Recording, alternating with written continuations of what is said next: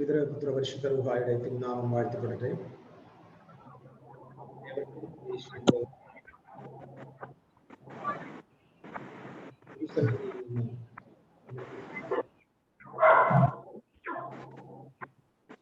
സ്നേഹത്തിലേക്കും ആഴത്തിലേക്കും വീണ്ടും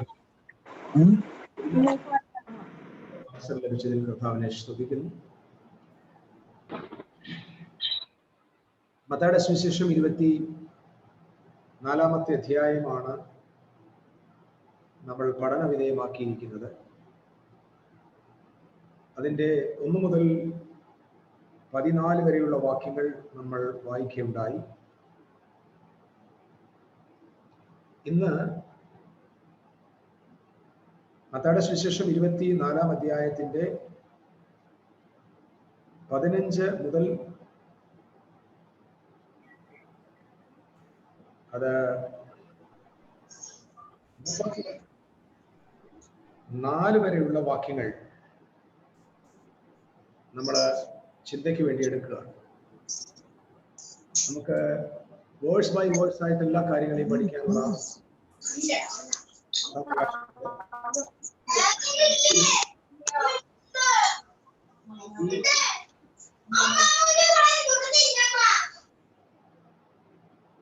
തിരുവെഴുത്തുകൾ നമ്മൾ ബ്രീഫായിട്ട് ശോധന ചെയ്യുകയാണ്. നമ്മൾ കഴിഞ്ഞ ക്ലാസ്സുകളിൽ ഓർമ്മിപ്പിച്ചത്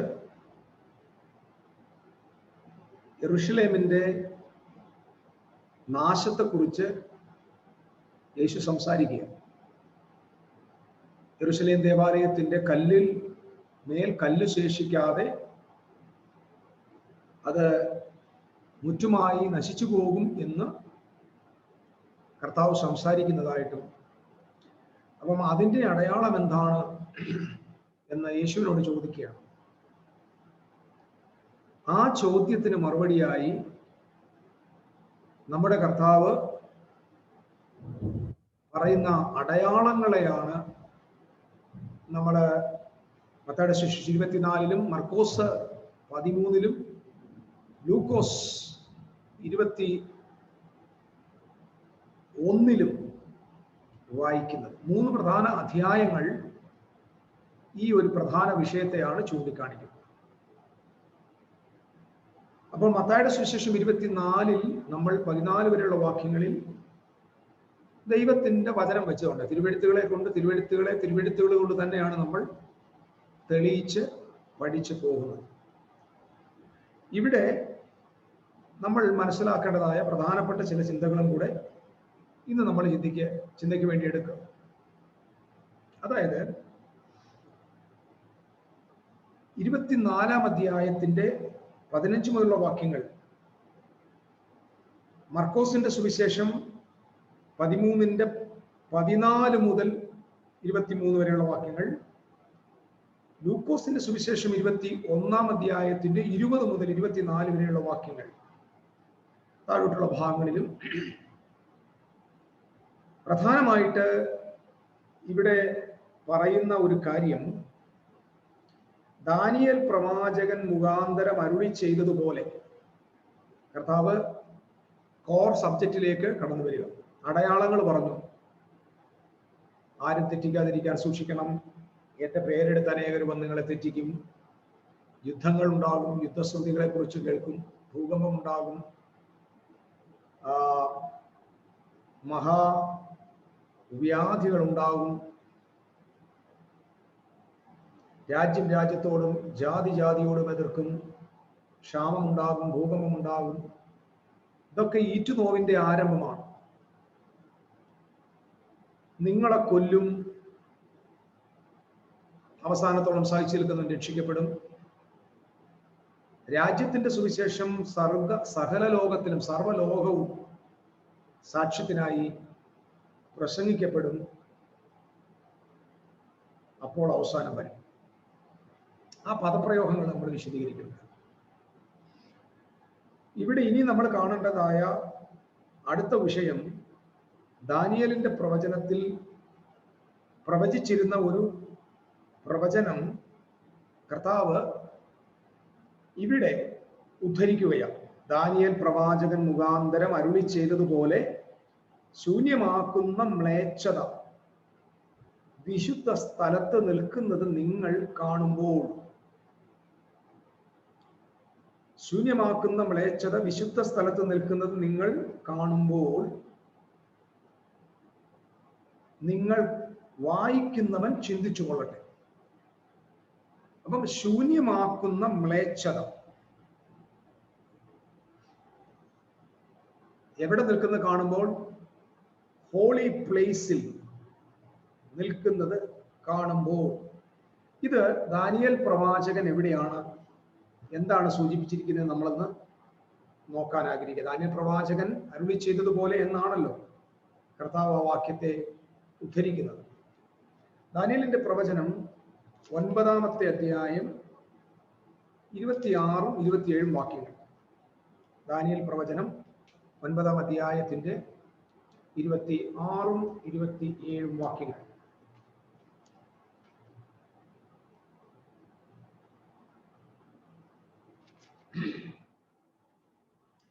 അറുപത് ആഴ്ചവട്ടം കഴിഞ്ഞിട്ട് അഭിഷക്തൻ ഛേദിക്കപ്പെടും.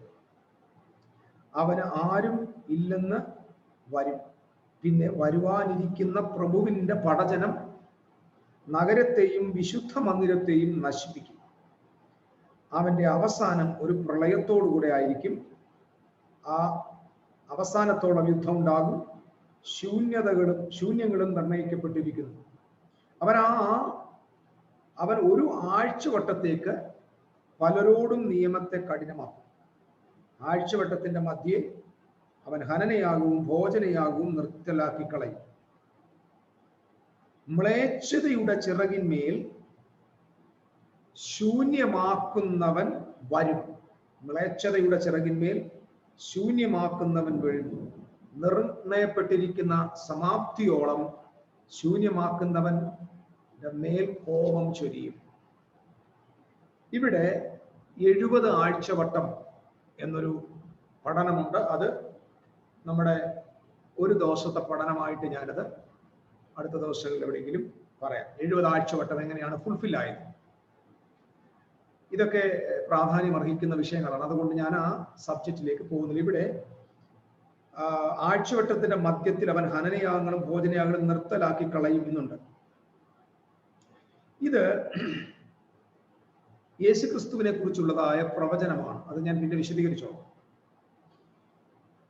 അതിനുശേഷം പറയുന്നു, മ്ലേച്ഛതയുടെ ചിറകിന്മേൽ ശൂന്യമാക്കുന്നവൻ വരും. വിശുദ്ധ നഗരത്തെയും വിശുദ്ധ മന്ദിരത്തെയും നശിപ്പിക്കുവാനായി ശൂന്യമാക്കുന്ന മ്ലേച്ഛത. കർത്താവ് പറഞ്ഞ മത്തായിയുടെ സുവിശേഷം 24:15 പറഞ്ഞിരിക്കുന്ന വാക്യം.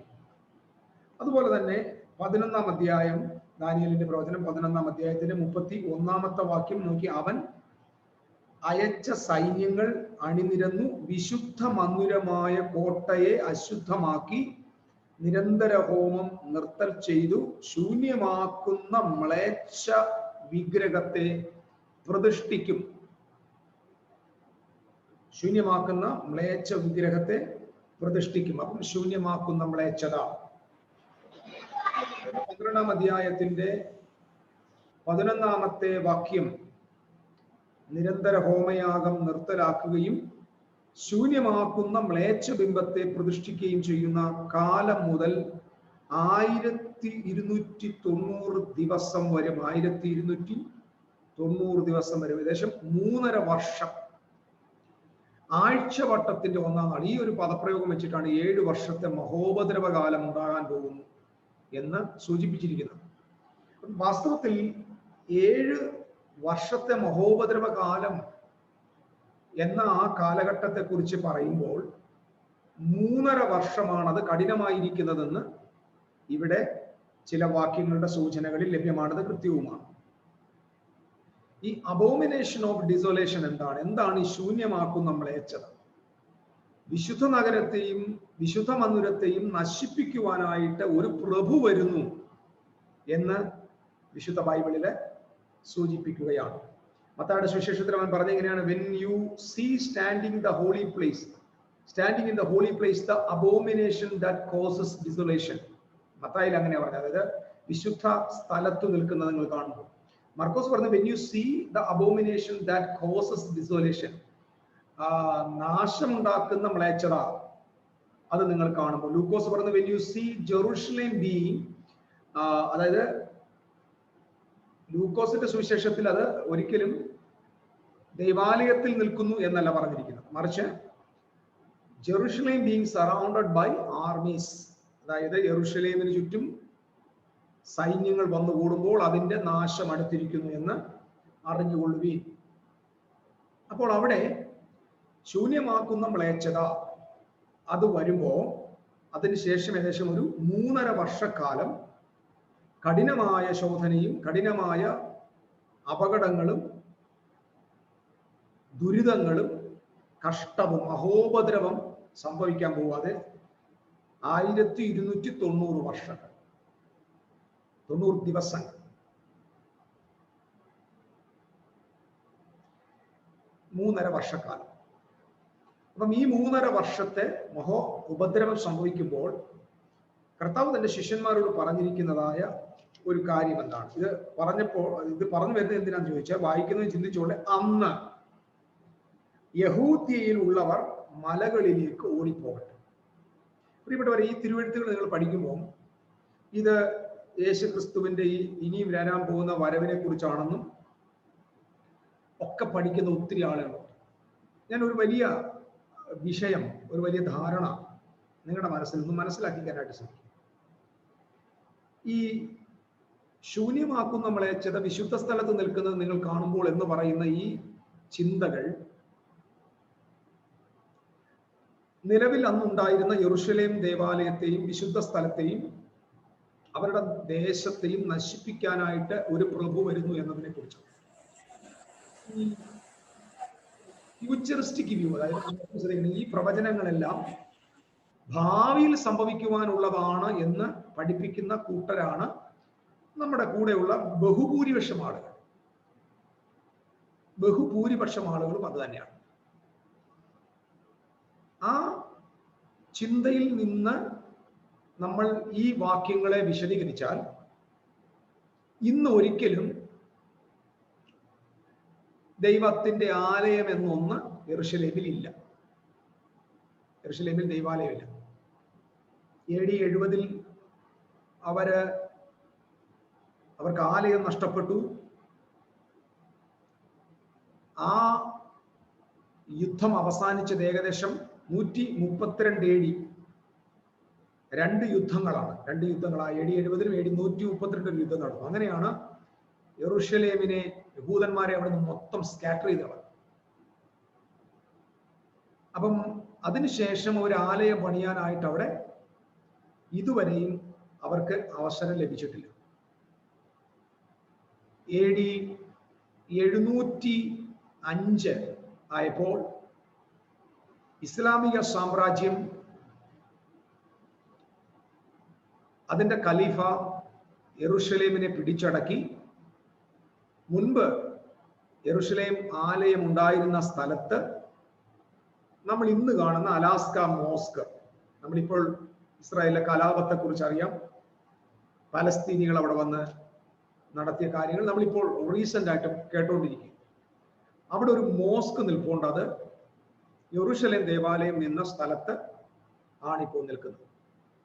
അതൊരു ഇസ്ലാമിക തീർത്ഥാടന സ്ഥലമായിട്ട് അവരുടെ ഭൂമിയിലെ 3ാമത്തെ പുണ്യ ഭൂമിയായും പുണ്യ ആലയമായിട്ടും വിശ്വസിക്കുകയും പഠിപ്പിക്കുകയും ചെയ്യുന്നു. അവരുടെ പ്രവാചകനായ മുഹമ്മദ് സ്വർഗാരോഹണം ചെയ്തത് ഈ അലാസ്ക മോസ്കിന്റെ ലൂടെയാണെന്നുള്ള തെറ്റിദ്ധാരണയും കള്ളക്കഥകളും അവർ പഠിപ്പിക്കുകയും ചെയ്യുന്നു. ഇപ്പോൾ അവിടെ ഒരു ആലയമില്ല.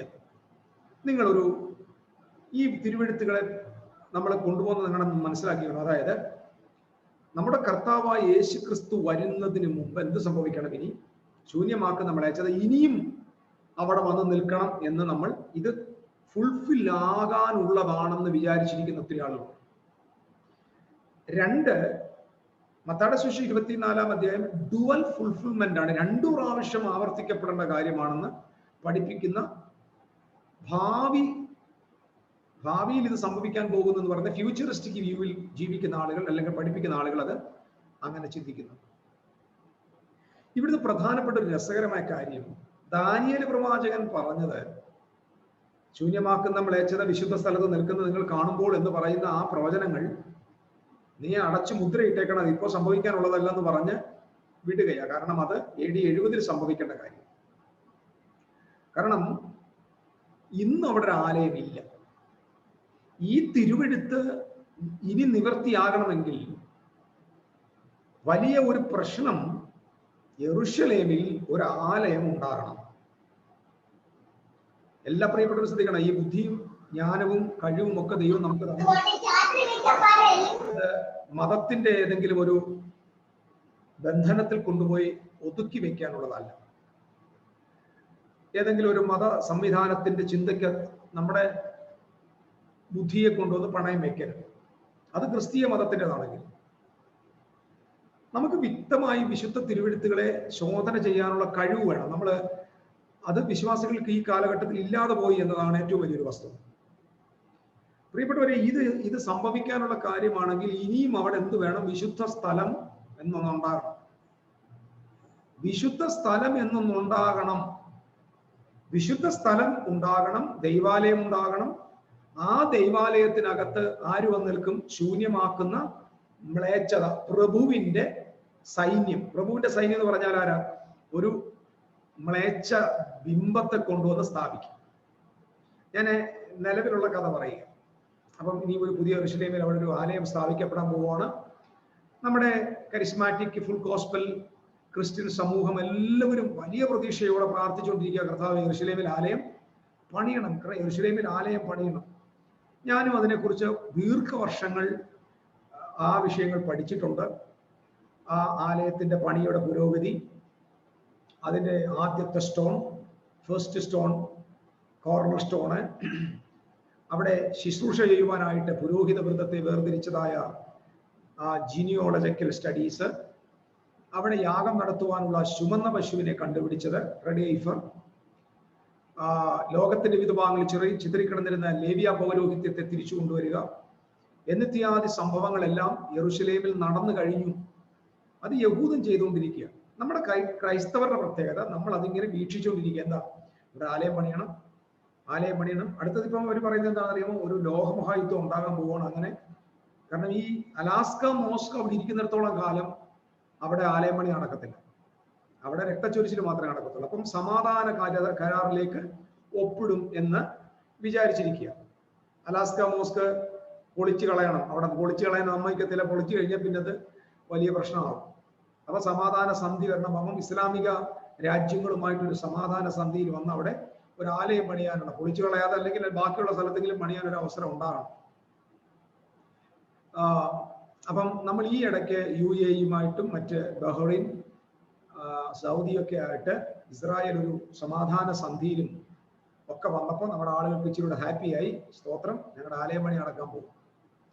ഞാൻ ഒരു കാര്യം തുറന്നു പറയാം, അവിടെ ആലയം പണി നടന്നാലും നടന്നില്ലേലും, അവിടെ യെരുശലേമിൽ എന്ത് പണി നടന്നാലും ഇല്ലേലും, അതൊന്നും ഈ തിരുവെഴുത്തുമായിട്ടോ ദൈവത്തിന്റെ ഇനിയുള്ള ഭാവി പദ്ധതിയുമായിട്ടോ അതിന് 1% പോലും ബന്ധമില്ല. 1% പോലും ബന്ധമില്ല. കാരണം ദൈവത്തിന്റെ കാര്യപരിപാടി മനസ്സിലാകാത്ത വിശ്വാസികൾക്ക് മാത്രമേ അതിലേക്ക് പോകാൻ പറ്റത്തുള്ളൂ. ഇവിടെ ശൂന്യമാക്കുന്ന മ്ലേച്ഛത വിശുദ്ധ സ്ഥലത്ത് നിൽക്കുന്നത് കാണുമ്പോൾ എന്ന് ദാനിയേൽ പ്രവാചകൻ തന്റെ 9-ാം അധ്യായത്തിലും 11-ാം അധ്യായത്തിലും 12-ാം അധ്യായത്തിലും സൂചിപ്പിച്ചിരിക്കുന്നു. ആ അധ്യായങ്ങളിൽ സൂചിപ്പിച്ചിരിക്കുന്നത് ജെറുസലേമിൽ ആലയത്തെക്കുറിച്ചാണ്. ആ സംഭവം നടക്കുന്നത് എപ്പോഴാണ് നമ്മൾ ഒന്ന് മനസ്സിലാക്കേണ്ടത്? ഹനനയാഗങ്ങളും ഹോമയാഗങ്ങളും നിർത്തൽ ചെയ്യും. അപ്പൊ നമ്മൾ വിചാരിക്കുന്നത് എന്താണ്? ഇനിയും അവിടെ ഒരു ആലയം പണിയും, ആലയം പണിതിട്ട് അവിടെ യാഗം നടത്താൻ തുടങ്ങും. യാഗം ഇങ്ങനെ നടത്തിക്കൊണ്ടിരിക്കുമ്പോൾ ഇവർ വന്നിട്ട് അതിനെ തടസ്സം ചെയ്യും, ശൂന്യമാക്കും, മ്ലേച്ഛത വരും. ഇങ്ങനെയുള്ള ഇത്യാദി കാര്യങ്ങളല്ലേ നമ്മൾ സാധാരണയായിട്ട് ചിന്തിച്ചുകൊണ്ടിരിക്കുന്നത്. നമ്മളത് ആലോചിച്ച് നോക്കി, അവിടെ ഇനി ഒരു ആലയം നടക്കുന്നു, ആടുകളെയും മാടുകളെയും മൃഗബലി നടത്തുന്നു പാപപരിഹാരത്തിന് വേണ്ടി. അങ്ങനെ വരുമ്പോൾ എന്തുവാ, അന്തിക്രിസ്തു വരുന്നത്. അപ്പം ഇവിടുത്തെ പ്രഭു എന്ന് പറയുന്ന ആരാണ്? അന്തിക്രിസ്തുവാണ്, എതിർ ക്രിസ്തു. അപ്പൊ എതിർ ക്രിസ്തു വന്നിട്ടാണ് ആലയം പണിയാൻ യെരൂശലേമിനെ സപ്പോർട്ട് ചെയ്യാൻ പോകുന്നതെന്നാണ് പഠിപ്പിക്കുന്നത്. ഇതൊക്കെ രസകരമായ കഥകളാണ്, ഓരോരുത്തരുടെ മനോമുകുരത്തിൽ ഉണ്ടായി വരുന്ന കഥകളാണ്. ഒരു പ്രഭു ഏകലോക ഗവൺമെന്റ് വരും, ആ ഏകലോക ഗവൺമെന്റിന്റെ നേതാവായിട്ട് അന്തിക്രിസ്തു വരും.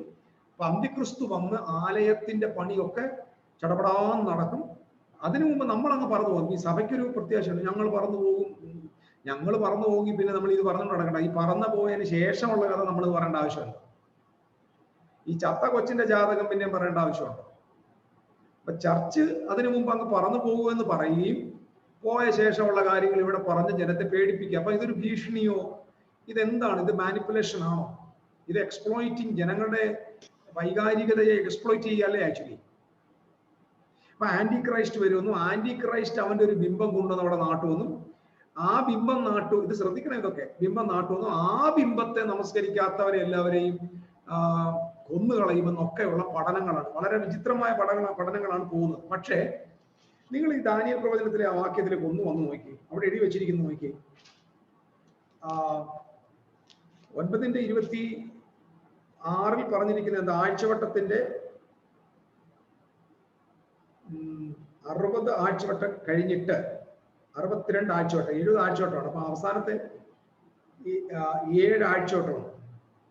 62 ആഴ്ചവട്ടം കഴിഞ്ഞിട്ട് അഭിഷക്തൻ ഛേദിക്കപ്പെടും. അതായത് 63ാമത്തെ ആഴ്ചവട്ടം അഭിഷക്തൻ ഇതല്ലേ. 62 ആഴ്ചവട്ടം കഴിഞ്ഞിട്ട് അഭിഷക്തൻ. ഈ വിഷയങ്ങൾ ഇപ്പൊ ഞാൻ പറയുന്നില്ല, കാരണം നിങ്ങൾക്ക് ഒരു കൺഫ്യൂഷൻ വരാൻ ചാൻസ് ഉണ്ട്. എന്തോ ഈ 70 ആഴ്ചവട്ടം, എന്തോ 62 എന്നൊക്കെ പറയും. ഞാനത് നമുക്ക് കൃത്യമായിട്ട് അത് പഠിപ്പിക്കും.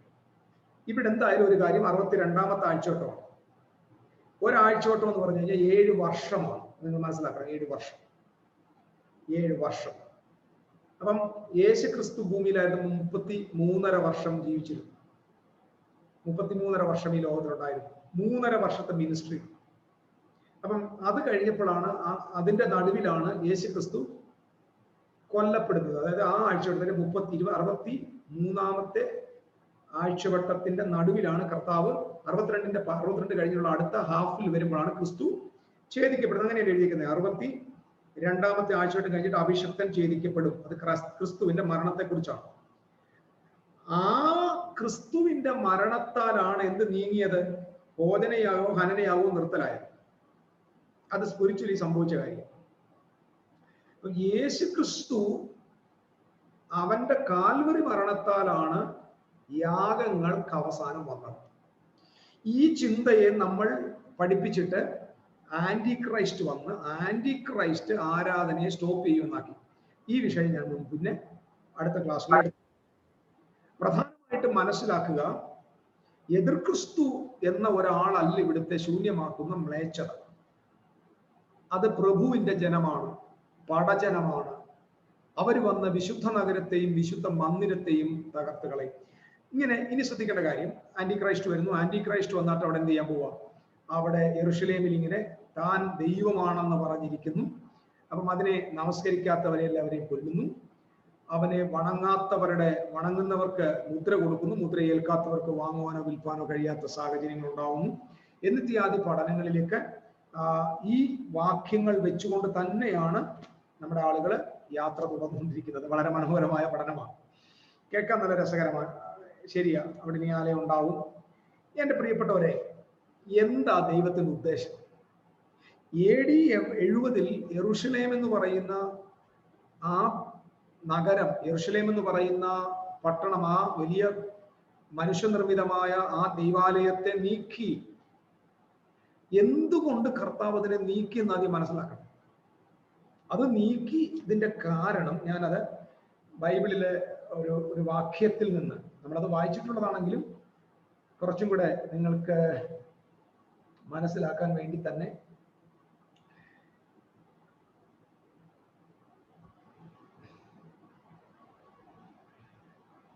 എബ്രായ ലേഖനം 9-ാം അധ്യായത്തിലെ 8-ാമത്തെ വാക്യം. By this, ഞാനതിന്റെ ആംപ്ലിഫൈഡ് വേർഷൻ വായിക്കുകയാണ്. By this the Holy Spirit points out that the way into the true holy of holies is not yet thrown open as long as the former means the outer portion of the tabernacle remains a recognized institution and is still standing. അതായത് മുൻകൂടാരം എന്ന് പറയുമ്പോൾ ക്രിസ്തുവാണ് original കൂടാരം. ആ കൂടാരം വന്നിട്ടും അവിടെ വേറൊരു കൂടാരം നിലനിൽക്കുക. ആ കൂടാരം ഏതാണ്? യെരൂശലേം ദൈവാലയം. ആ ദൈവാലയത്തെ കുറിച്ച് എന്താണ് ഇവിടെ ബൈബിളിൽ പ്രതിപാദിച്ചിരിക്കുന്നത്? It is remains a recognised institution. ഒരു സ്ഥാപനവൽക്കരണം നടന്നിരിക്കുന്നു, സ്ഥാപിതമായിരിക്കുന്ന ഒരു ഇൻസ്റ്റിറ്റ്യൂഷൻ, ബിൽഡിംഗ് നിൽക്കുക. ഇത് നിൽക്കുന്നിടത്തോളം കാലം വിശുദ്ധ മന്ദിരത്തിലേക്കുള്ള വഴി തുറക്കപ്പെടുന്നില്ല എന്ന് പറയുക. നിങ്ങൾ സ്പിരിച്വലി മനസ്സിലാക്കണം.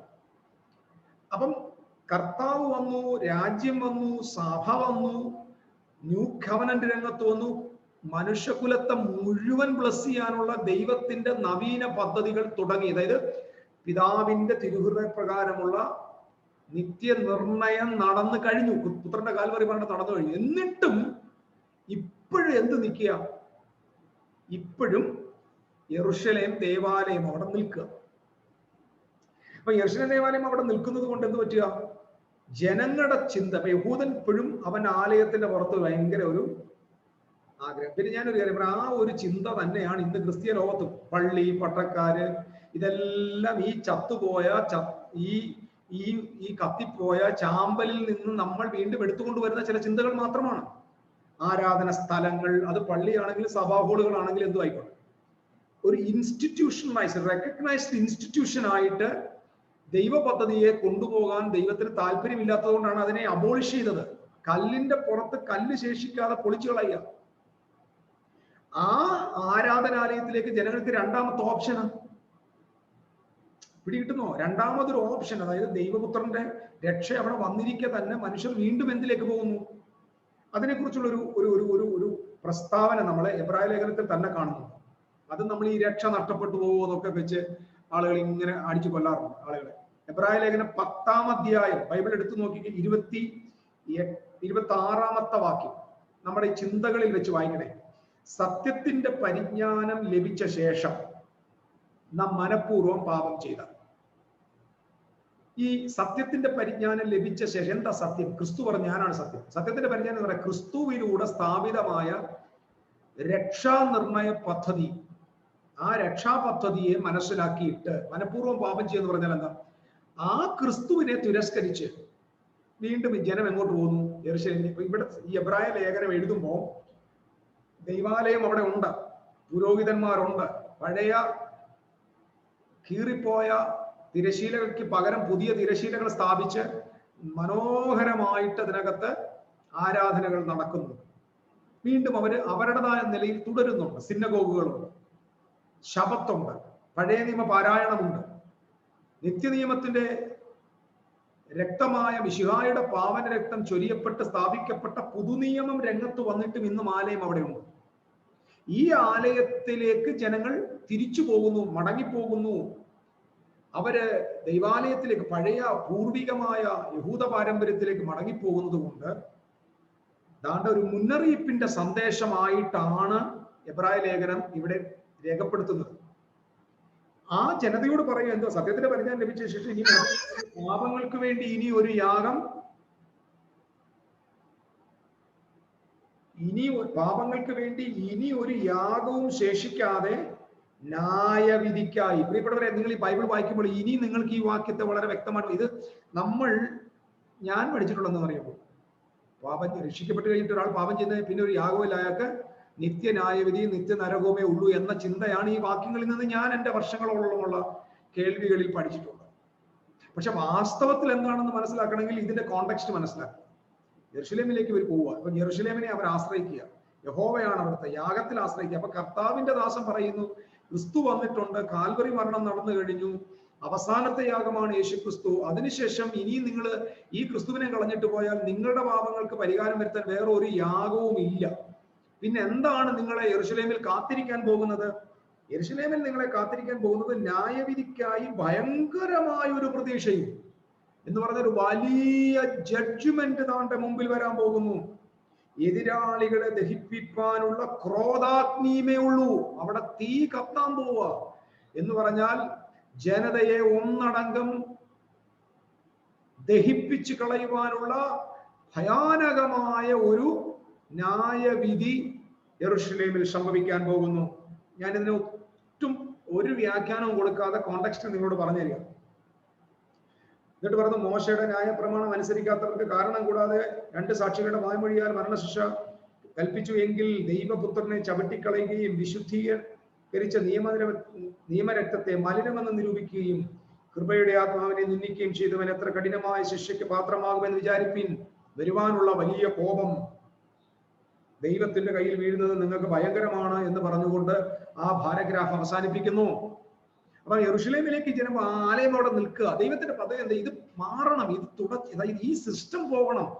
ഈ പഴയ യെരൂശലേം ഇവിടെ നിന്ന് ഇങ്ങനെ മാറിയാലേ പുതിയ യെരൂശലേം സ്ഥാപിക്കപ്പെടാൻ കഴിയത്തുള്ളൂ. കേൾക്കുക പ്രിയപ്പെട്ടവരെ, ദൈവത്തിന്റെ പദ്ധതി ഇതാണ്. ഞാൻ ദൈവഹൃദയത്തെ നിങ്ങൾക്ക് തുറന്നു തരിക. പഴയ യെരൂശലേമിനെ നിർമൂലനം ചെയ്ത് അവിടെ പുതിയ എന്താ ഈ പുതിയ യെരൂശലേം? അവന്റെ മണവാട്ടിയാകുന്ന സഭ. സഭ ഇന്ന് ആരാണ്? പുത്തൻ യെരൂശലേമാണ്. അപ്പം 1-ാമത്തെ നൂറ്റാണ്ടിൽ AD 70 വരെ സഭ എന്തായിരുന്നു? ഇത് നമ്മൾ പഠിക്കണം. AD 70 വരെ സഭ ജനതയ്ക്ക് രക്ഷ കൊടുക്കുന്ന രക്ഷാപെട്ടകമായിരുന്നു. ഇത് വളരെ ഇമ്പോർട്ടന്റ് ഒരു പോയിന്റ് ആകട്ടോ. രക്ഷയുടെ പെട്ടകമായിരുന്നു സഭ. അന്ന് സ്ഥാപിക്കപ്പെട്ട കർത്താവിന്റെ സഭ, എക്ലീഷ്യ, ജനതയെ വിനാശത്തിൽ നിന്നും ക്രോധാഗ്നിയിൽ നിന്നും ഭയങ്കരമായ ന്യായവിധിയിൽ നിന്നും രക്ഷിക്കുവാനായി ദൈവം തന്റെ പുത്രന്റെ രക്തമുഖാന്തരം പടുത്തുയർത്തിയ നോഹയുടെ പെട്ടകം പോലെയുള്ള ഒരു മഹാപെട്ടകമായിരുന്നു സഭ. അതുകൊണ്ടാണ് കർത്താവ് പറഞ്ഞത്, അവൻ വിശ്വസിക്കുന്നവരെ സഭയോട് ചേർത്തുകൊണ്ടിരുന്നു. എല്ലാവരും ഇതിനകത്ത് ആഡ് ചെയ്തുകൊണ്ടിരിക്കുക. എന്തിനാ? ഒരു ഭയങ്കര ന്യായവിധി വരാൻ പോകുന്നു. ആ ന്യായവിധി എന്ന പ്രളയത്തിൽ നിന്ന്, ആ ന്യായവിധി എന്ന തീയിൽ നിന്ന് ജനതയെ വിടുവിക്കുവാനുള്ള ദൈവത്തിന്റെ രക്ഷാപെട്ടകമായിരുന്നു സഭ. ആ സഭയുടെ ആ കാര്യപരിപാടി, ആ ഒരു ഉദ്ദേശം AD 70 ആയപ്പോഴേക്കും ഒരു പരിപൂർണതയിലേക്ക് വരികയാണ്. നമുക്കത് നമ്മുടെ അടുത്ത ക്ലാസ്സുകളിൽ ഞാൻ വ്യക്തമാക്കിക്കോളാം. ഇവിടെ അങ്ങനെ അവര് ആലയത്തിലേക്ക് പോകുന്നു. ആലയത്തിന് നീക്കം വരുത്തണം. ആലയം നീക്കം വരുത്താതെ ഒരിക്കലും എന്ത് ചെയ്യാൻ പറ്റില്ല? പുതിയ യെരൂശലേം. പുതിയ യെരൂശലേം എന്ന് പറഞ്ഞാൽ എന്താ? മണവാട്ടി സഭ, മണവാട്ടി, ക്രിസ്തുവിന്റെ കല്യാണം. അപ്പം 2 കാര്യങ്ങളാണ് ഒരുമിച്ച് നടക്കുന്നത്. ഇന്നലെ പറഞ്ഞു, രാജാവിന്റെ മകന്റെ വിവാഹം താണ്ടെ ഒരുക്കി, വിവാഹം വന്നു, വിവാഹത്തിന്റെ വേദികൾ ഒരുങ്ങി, ഭക്ഷണം ഒരുങ്ങി, പന്തി ഒരുങ്ങി, ക്ഷണിക്കപ്പെട്ടവരെല്ലാവരെയും കാത്തിരിക്കുന്നു. ക്ഷണിക്കപ്പെട്ടവരാരും തന്നെ വന്നില്ല. വരാതെ വന്നപ്പോൾ വീണ്ടും അവരെ അയച്ചു. അവർ ഓരോ ഒഴികഴിവുകൾ പറഞ്ഞ് അതിൽ നിന്ന് പിന്മാറി. രാജാവിന് വലിയ കോപം വന്നു. കോപം വന്ന രാജാവ് തന്റെ സൈന്യത്തെ അയച്ച് ആ പട്ടണത്തെ ചുട്ടുകളഞ്ഞു. അതേതാ? യെരൂശലേമിനെ ചുട്ടുകളഞ്ഞു. യഹൂദനായിരുന്നു ക്ഷണിക്കപ്പെട്ട അതിഥി. കുഞ്ഞാടായ ക്രിസ്തുവാണ് അവിടുത്തെ രാജാവിന്റെ പുത്രൻ. അവന്റെ വിവാഹത്തിലേക്ക് ക്ഷണിച്ചവർ വന്നില്ല. വരാതെ വന്നപ്പോ പന്തിയിലേക്ക് ആളുകളെ നിറയ്ക്കാൻ സുവിശേഷം പൊതുലോകത്തിലേക്ക് പ്രസംഗിക്കപ്പെട്ടു. നിങ്ങൾ ശ്രദ്ധിക്കണം, ആ 70 വർഷം കൊണ്ട് ആയിരങ്ങൾ ഈ പന്തിക്കകത്തെത്തി. അപ്പോൾ കല്യാണവും, ശ്രദ്ധയോടെ കേൾക്കണം, കല്യാണവും പട്ടണത്തിന്റെ നാശവും ഒരുമിച്ചാണ് നടക്കുന്നത്. അപ്പുറത്ത് കല്യാണം നടക്കുമ്പോൾ ഇപ്പുറത്തൊരു പട്ടണം ചുട്ടുകരിയപ്പെടുന്നു, സൈന്യത്തെ അയച്ച് കത്തിച്ചു കളയുന്നു. അപ്പോൾ ഇത് രണ്ടും ഒരുമിച്ച് നടക്കണം. അങ്ങനെയെങ്കിൽ ഇത് പ്രധാനപ്പെട്ട സന്ദേശമായി കേൾക്കൂ. AD 70 യെരൂശലേമിന്റെ നാശം, പട്ടണത്തിന്റെ നാശം സംഭവിച്ച നിമിഷം തന്നെ ഇപ്പുറത്ത് രാജാവിന്റെ പുത്രന്റെ വിവാഹം നടന്നു കഴിഞ്ഞു, വിശ്വസിച്ച ജനത്തെ കൊണ്ട്. യേശു ക്രിസ്തു 2000 വർഷമായി കല്യാണം നടക്കാതെ ഉറപ്പും കഴിഞ്ഞ് കാത്തിരിക്കുന്ന ഏതോ ഒരു നിരാശാകാമുകനല്ല. അല്ലവേ അല്ല. കല്യാണം കഴിയാൻ വേണ്ടി ഇങ്ങനെ കാത്തിരിക്കുകയല്ല അവിടെ. കർത്താവിന്റെ കുഞ്ഞാടിന്റെ കല്യാണം വന്നു, അത് കഴിഞ്ഞു. കാരണം കുഞ്ഞാടിന്റെ കല്യാണം ഒക്കെ പറയുമ്പോൾ നമ്മുടെ ചിന്ത എന്താണ്? ഇവിടുത്തെ കോമൺ പഠനം എന്താ? യേശു ആ മധ്യാകാശത്ത് വന്ന് നമ്മളിങ്ങനെ എടുത്തോണ്ട് നമ്മൾ പോകുമ്പോൾ മധ്യാകാശത്തിൽ മണിപ്പന്തലിൽ മണവാട്ടി സഭയുടെ വേലി നടക്കും. എന്ത് രസമുള്ള ചിന്തയെന്ന് നോക്കി. ഈ ആളുകളുടെ ധാരണ കല്യാണം എന്ന് പറഞ്ഞ പെണ്ണും ചെറുക്കനും കൂടെ വിവാഹത്തിൽ ഒരുമിക്കപ്പെടുന്നു, അവര് സന്തോഷവും സ്നേഹവും പങ്കിടുന്നു, അവര് മണിയറയ്ക്കകത്തേക്ക് പ്രവേശിക്കുന്നു.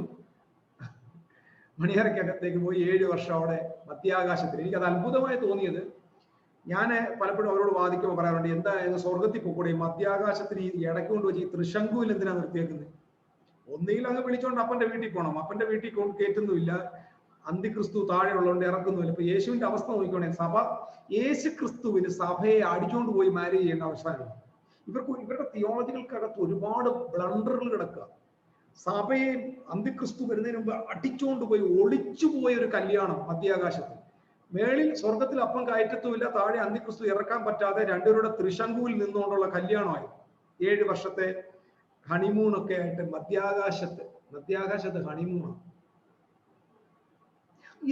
എന്തോ കാര്യമായി പറഞ്ഞു നടക്കുന്നത്, ഒരു പിടി കിട്ടുന്നത്.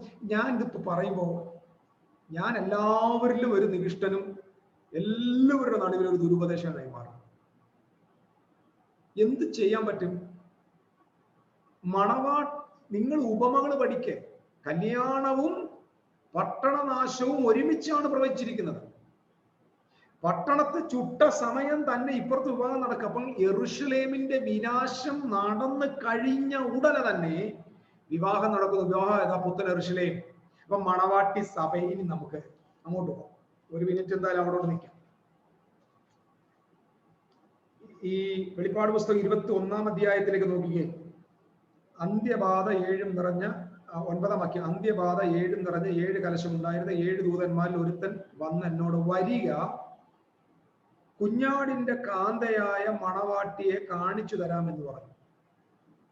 കുഞ്ഞാടിന്റെ മണവാട്ടിയായ കാന്തയെ കാണിച്ചു തരാം എന്ന് പറഞ്ഞു. അപ്പൊ നമ്മുടെ പ്രതീക്ഷയാണ്, യോഹന്നാനെ വിളിക്കുക, കുഞ്ഞാടിന്റെ കാന്തയെ കാണിച്ചു. കാന്ത മണവാട്ടി എന്നൊക്കെ പറയുമ്പോൾ നമ്മുടെ മൈൻഡിൽ എന്താ വരുന്നത്? ഒരു വൈറ്റ് ഗൗൺ ഒക്കെ ധരിച്ച് തലയിൽ ഒരു കിരീടമൊക്കെ ധരിച്ച ഒരു സുന്ദരിയായ ഒരു സ്ത്രീ ഇങ്ങനെ ഒരുങ്ങി വരുന്നതല്ലേ? യെസ്, അങ്ങനെ തന്നെ ഇരുന്നു. അവൻ എന്നെ ആത്മവിശുദ്ധയിൽ ഉയർന്നോരു വൻമരയിൽ കൊണ്ടുപോയി, മണവാട്ടി കാണിക്കാൻ കൊണ്ടുപോയി. ഭയങ്കര എക്സൈറ്റ്മെന്റ്. യെരൂശലേം എന്ന വിശുദ്ധ നഗരം,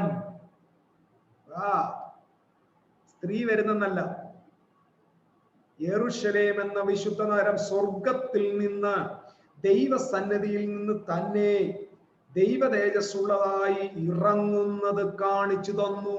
എന്ത് ഇറങ്ങുന്നത് കാണിച്ചു തന്നു?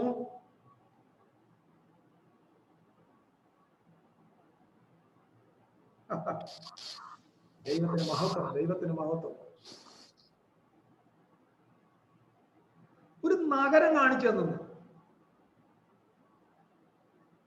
കുഞ്ഞാടിന്റെ കാന്തയെ കാണിക്കാൻ വന്മലയുടെ മുകളിൽ കൊണ്ടുപോയിട്ട് എന്ത് കാണിച്ചു കൊടുത്തു?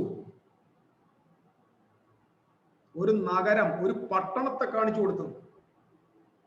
സ്വർഗത്തിൽ നിന്ന് ഇറങ്ങി വരിക. അതിന്റെ ജ്യോതിസ് ഏറ്റവും വിലയേറിയ രത്നത്തിന് തുല്യമായിരുന്നു. സ്ഫടിക സ്വച്ഛതയുള്ള സൂര്യകാന്തം പോലെ അവർണ്ണനീയമായ മനോഹാരിതയുള്ള, the most costly and expensive city, the New Jerusalem. Listen to me, people of God. New Jerusalem, that is a city. അപ്പോൾ ഇനി ശ്രദ്ധിക്കാം. അങ്ങനെയെങ്കിൽ ഓൾഡ് സിറ്റി, താണ്ടെ 19-ാം അധ്യായം വന്നപ്പോഴേക്കും പഴയ യെരൂശലേം അശേഷമില്ലാതെയായി പോയി. പഴയ യെരൂശലേമിനെ വിളിക്കുന്ന പേരെന്താണ്? വേശ്യകളുടെ മാതാവ്, മർമ്മം, മഹദിയാം ബാബിലോൺ. വെളിപ്പാട് പുസ്തകത്തിലെ മർമ്മം മഹദിയാം ബാബിലോൺ കൃത്യമായി പഴയ യെരൂശലേമാണ്. ആ പഴയ യെരൂശലേമിനെയാണ് മർമ്മം മഹദിയാം ബാബിലോൺ എന്ന് വിളിക്കുന്നത്. പ്രവാചകന്മാരെയും അപ്പോസ്തലന്മാരെയും കൊന്ന പട്ടണം, യേശുവിന്റെയും ശിഷ്യന്മാരുടെയും രക്തത്തെ കുടിച്ചവൾ.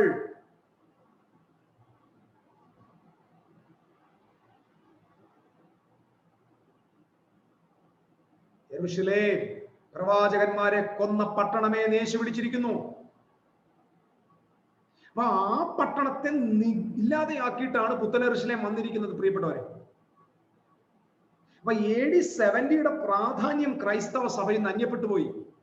നമ്മൾ മനസ്സിലാക്കാം, നമ്മൾ ഒരുപാട് മിസ് ചെയ്തു. AD 70 എന്ന് പറയുന്ന ആ ചരിത്ര സംഭവത്തെ, തിരുവെഴുത്തുകൾക്കകത്തെ ഏറ്റവും പ്രധാനപ്പെട്ട സംഭവത്തെ നമ്മൾ തൃണവൽക്കരിച്ചത് കൊണ്ട്, അതിനെ ഡിനൈ ചെയ്തത് കൊണ്ട് ദൈവത്തിന്റെ നിത്യമായ പദ്ധതികളിൽ നിന്ന് സഭ എന്നേ വഴുതിപ്പോയി. ദൈവത്തിന്റെ പദ്ധതികളിൽ നിന്ന് ഇന്ന് സഭ വഴുതി കിടക്കുന്നത് ഈ സംഭവങ്ങളെ കുറിച്ചുള്ള അറിവുകേട് കൊണ്ടാണ്. ഇതൊക്കെ ഇനിയും സംഭവിക്കാൻ പോകുന്നു എന്ന മിഥ്യാധാരണ കൊണ്ട് ദൈവമേൽപ്പിച്ച മഹാദൗത്യത്തിൽ നിന്ന് നാം എവിടെയോ അന്യപ്പെട്ടു പോയി എന്ന കാര്യം നിങ്ങൾ മറക്കരുത്. അപ്പം യെരൂശലേമിന്റെ നാശം എന്നൊക്കെ നമ്മൾ പഠിക്കുമ്പോൾ എന്താണ് അവിടെ ഉദ്ദേശിക്കുന്നത്? പഴയതിനെ മാറ്റിയിട്ട് എന്തിനാ പുതിയതിനെ സ്ഥാപിക്കാനല്ലേ? ഇവിടെ നോക്കിക്കേ, ഇറങ്ങി വന്നേക്കുന്നത് എന്തുവാ? ഒരു സ്ത്രീ വന്നെന്നല്ല പറഞ്ഞത്, ഒരു പട്ടണം വന്നെന്നാ. അപ്പൊ അതിന്റെ മുമ്പിലുള്ള ചരിത്രം എന്താ? ഒരു പട്ടണം മൊത്തം ഇല്ലാതായി, തീയിട്ട് കത്തിച്ചു കളഞ്ഞു. എന്നിട്ട് പുതിയ പട്ടണം പുത്തൻ യെരൂശലേം. ഇന്ന് ചർച്ച് എന്ന് പറയുന്നത് ന്യൂ ജെറുസലേമാണ്. അത് മനസ്സിലാക്കണം. ആ ന്യൂ ജെറുസലേമിനകത്താണ് എക്ലീഷ്യ ഫംഗ്ഷൻ ആകുന്നത്.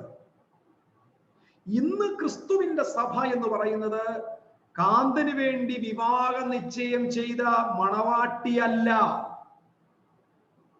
ഇന്ന് ക്രിസ്തുവിന്റെ സഭ എന്ന് പറയുന്നത് ക്രിസ്തുവിന്റെ ഭാര്യയാണ്.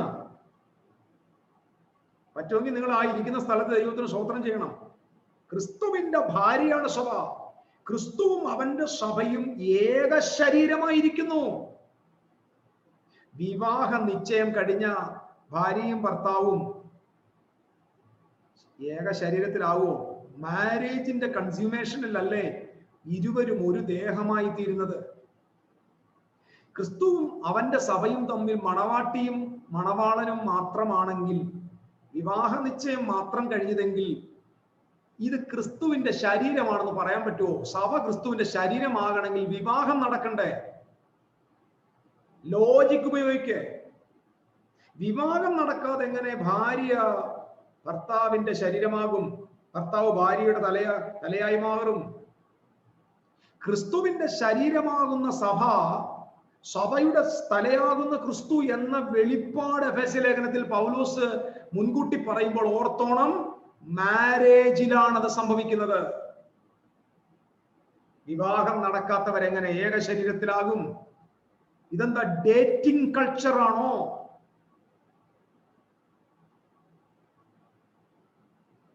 നോ. ക്രിസ്തു അവന്റെ സഭയുമായുള്ള വേളി കഴിഞ്ഞു. ഇത് മനസ്സിലാക്കുക. നിങ്ങളും ഞാനും മിശിഹായെ കാത്തിരിക്കുന്ന, കാന്തനെ കാത്തിരിക്കുന്ന വിവാഹ നിശ്ചയം ചെയ്തവരല്ലല്ലോ. നിങ്ങളും ഞാനും അവന്റെ we are the representatives of Christ. We are the misses of Jesus Christ. ഞാൻ പലപ്പോഴും ഇതിനോട്, എന്തിനാ ദൈവമേ നീ ഇങ്ങനെ നമ്മളെ ഇങ്ങനെ, ഒരു കർത്താവ് എന്തുകൊണ്ടാണ് തന്റെ ഭാര്യയെ കൊണ്ട് ഭരിക്കുന്നതെന്ന് ഞാൻ പലപ്പോഴും വിചാരിച്ചിട്ടുണ്ട്. ഭൂമി, അതിനൊറ്റ റീസണേ ഉള്ളൂ. ഭൂമിക്ക് നാശം സംഭവിച്ചത് ഒരു സ്ത്രീയുടെ തെറ്റായ നിർണയത്തിലൂടെയാണെങ്കിൽ, ഒരു സ്ത്രീയിലൂടെയാണ് വിനാശവും ഫോളും ലോകത്തിൽ വന്നെങ്കിൽ, ക്രിസ്തു എന്ന ഒടുക്കത്തെ ആദാം അവന്റെ മിസിസിനെ കൊണ്ട് വീണുപോയ ലോകത്തെ ഉദ്ധരിക്കുന്ന കാര്യപരിപാടിയാണ് ഇന്ന് സംഭവിച്ചുകൊണ്ടിരിക്കുന്നത്. ആദാമിന്റെ ഭാര്യയിലൂടെയാണ് സൃഷ്ടിയിലെ വീഴ്ച സംഭവിച്ചതെങ്കിൽ, യേശുവിന്റെ ഭാര്യയിലൂടെയാണ് ആ വീണുപോയ ഭൂമിയെ ഇന്ന് കർത്താവ് ഉദ്ധരിച്ചുകൊണ്ടിരിക്കുന്നത്. ഇത് ഒരുമിച്ചുള്ള ഭരണമാണ്. ക്രിസ്തുവിന്റെ ശരീരമാകുന്ന സഭ, ആ സഭ ഇന്ന് പുതിയ യെരൂശലേമാണ്. ഇത് നിങ്ങൾ മറന്നു പോകരുത്. ഇന്നും രക്ഷാപെട്ടകമല്ല സഭ. പെട്ടകത്തിനാണ് വാതിൽ, പ്രിയവരെ, അത് അടയ്ക്കും.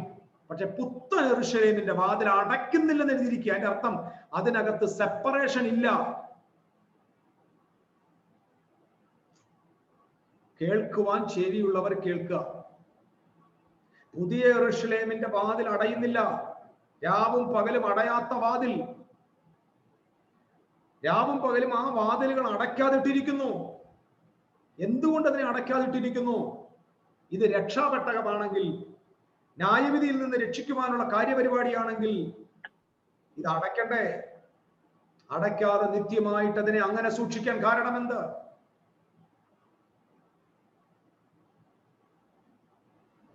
Open your heart, brothers and sisters. I want to tell you, അതായത് AD 70, അതായത് ഇസ്രായേലിന്റെ യെരൂശലേമിന്റെ വിനാശം വരെയുള്ള കാലഘട്ടവും അതിനുശേഷമുള്ള കാലഘട്ടവും തമ്മിൽ വലിയ വ്യത്യാസമുണ്ട്. AD 70 വരെയുള്ള കാലഘട്ടം ന്യായപ്രമാണത്തിന്റെ കാലഘട്ടം തന്നെയാണ്. ആകാശവും ഭൂമിയും ഒഴിഞ്ഞു പോകുവോളം ന്യായപ്രമാണത്തിന്റെ വള്ളിയെങ്കിലും പുള്ളിയെങ്കിലും നീങ്ങിപ്പോകത്തില്ല. ഇത് പറഞ്ഞത് ഞാനല്ല, യേശുവാണ്. ആകാശവും ഭൂമിയും ഒഴിഞ്ഞു പോകുവോളം എന്ന് പറഞ്ഞാൽ ആകാശവും ഭൂമിയും ആ സ്ഥലത്ത് നിന്ന് നീങ്ങി പോകുന്നത് വരെ ന്യായപ്രമാണത്തിന്റെ വള്ളിക്കോ പുള്ളിക്കോ മാറ്റം വരുന്നില്ല.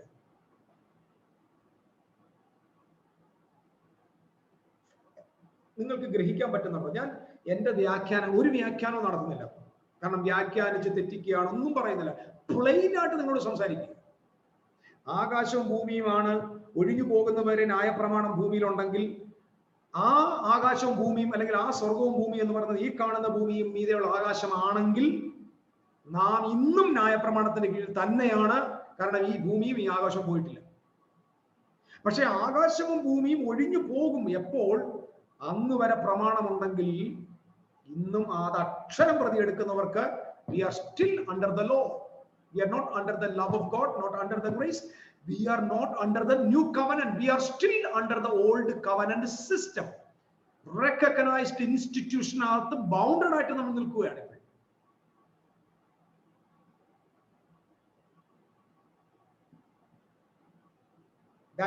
That is another subject. New Jerusalem is a very mysterious teaching, so powerful. ഞാൻ അതിലേക്ക് പിന്നെ പോകുന്നുണ്ട്. നമ്മൾ അതിനെ വെച്ച് തന്നെ ഒരു ദീർഘപഠനം ദൈവം അനുവദിച്ചാൽ നമ്മുടെ മുമ്പിൽ വരും. വളരെ വളരെ എക്സൈറ്റഡ് ആയിട്ടിരിക്കുന്ന ഒരു വിഷയമാണിത്. ഇപ്പോൾ ലേറ്റസ്റ്റ് ആയിട്ട് ദൈവത്തിന്റെ പരിശുദ്ധാത്മാവ് പല ദൈവ മനുഷ്യരിലൂടെയൊക്കെയുള്ള വെളിപ്പെടുത്തിക്കൊണ്ടും പഠിപ്പിച്ചുകൊണ്ടും ഇരിക്കുന്ന, മനസ്സിലാക്കിക്കൊണ്ടിരിക്കുന്ന ഒരു ഭയങ്കര സത്യമാണ് ന്യൂ ജെറുസലേം എന്നത്. നമ്മൾ അതിലേക്ക് പിന്നെ പോകാം. അത് ഡൈനാമിക്കാണ് പ്രിയപ്പെട്ടവരെ, നിശ്ചയമായിട്ടും ഡൈനാമിക്കാണ്.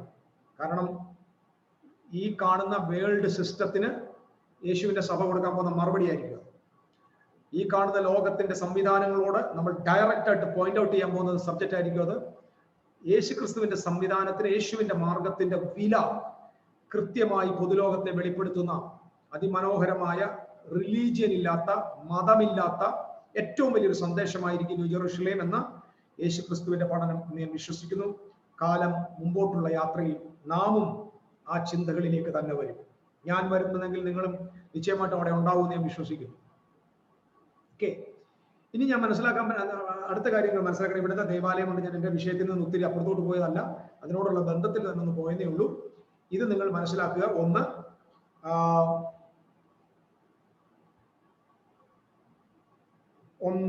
ശൂന്യമാക്കുന്ന മ്ലേച്ഛത. അപ്പൊ ശൂന്യമാക്കുന്ന മ്ലേച്ഛത എന്ന് പറഞ്ഞാൽ എന്താണ്? ഇനി നിങ്ങൾ മനസ്സിലാക്കേണ്ട ഒരു കാര്യം, എന്താണ് ശൂന്യമാക്കുന്ന മ്ലേച്ഛത, എന്താണ് അവിടെ സംഭവിച്ചത് എന്ന് മാത്രം പറയാം. അബോമിനേഷൻ ഓഫ് ദ ഡിസൊലേഷൻ എന്ന് പറയുന്നത് യെരുശലേമിന്റെ പ്രത്യേകത. ഈ റോം ഇവരെ ഭരിക്കുകയല്ല. ആക്ച്വലി യെരുശലേമിന്റെ അന്നത്തെ ഭരണം റോമിന്റെ കയ്യിലല്ല. റോമിന് കപ്പം കൊടുത്ത്, അതായത് റോമിന് ടാക്സ് കൊടുത്ത് യെരുശലേമും യഹൂദിയും ഒക്കെ വേറൊരു ലോക്കൽ ഗവൺമെന്റ് ഭരിക്കുകയാണ്. അത് ഹെറോദിയൻസ് എന്ന് ഞാൻ നിങ്ങളെ മുമ്പ് പഠിപ്പിച്ചിട്ടുണ്ട്. ഹെറോദിയൻസ്. ഈ ഹെറോദിയൻസ് എന്ന് പറയുന്നത് അന്ന് അത് വരുന്നതിന് മുമ്പ് ഏകദേശം ഒരു 100 വർഷത്തിന് മുമ്പ് ആരംഭിച്ചതായ ഒരു ഡൈനാസ്ട്രിയാണ്. ആ ഡൈനാസ്ട്രി വരുന്നത് ഹസ്മോനിയൻ എന്ന് പറയുന്ന ഒരു രാജവംശത്തിൽ നിന്ന്. ഞാൻ മുമ്പ് കഴിഞ്ഞ ദിവസം പറഞ്ഞു, ഈ ഹസ്മോനിയൻ രാജവംശത്തിൽ നിന്നാണ് ഹെറോദിയൻസ് വരുന്നത്.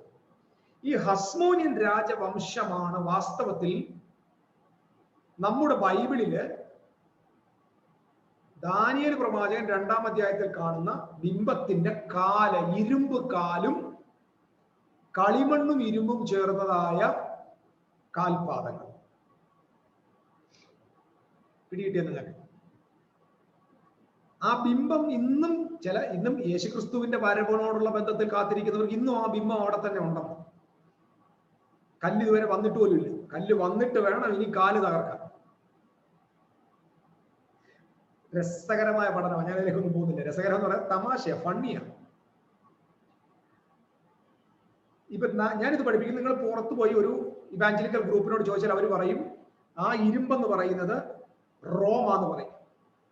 ഞാൻ അതിനെ 100% എതിർക്കും. കാരണം ആ ബിംബത്തിനിടയ്ക്ക് ഒരു ഗ്യാപ്പില്ല. സ്വർണം, വെള്ളി, താമ്രം, ഇരുമ്പും കളിമണ്ണം. ഇതൊരു ശരീരമാണ്, ട്രെയിൻ ബോഗിയല്ല. ഫസ്റ്റ് കമ്പാർട്ട്മെന്റ്, സെക്കൻഡ് കമ്പാർട്ട്മെന്റ് അങ്ങനല്ല, ഒരു ശരീരമാണ്.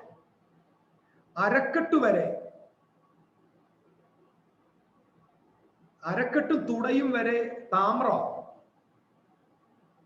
അത് ഗ്രീക്ക് സാമ്രാജ്യം, അലക്സാണ്ടറിന്റെ സാമ്രാജ്യമാണ്.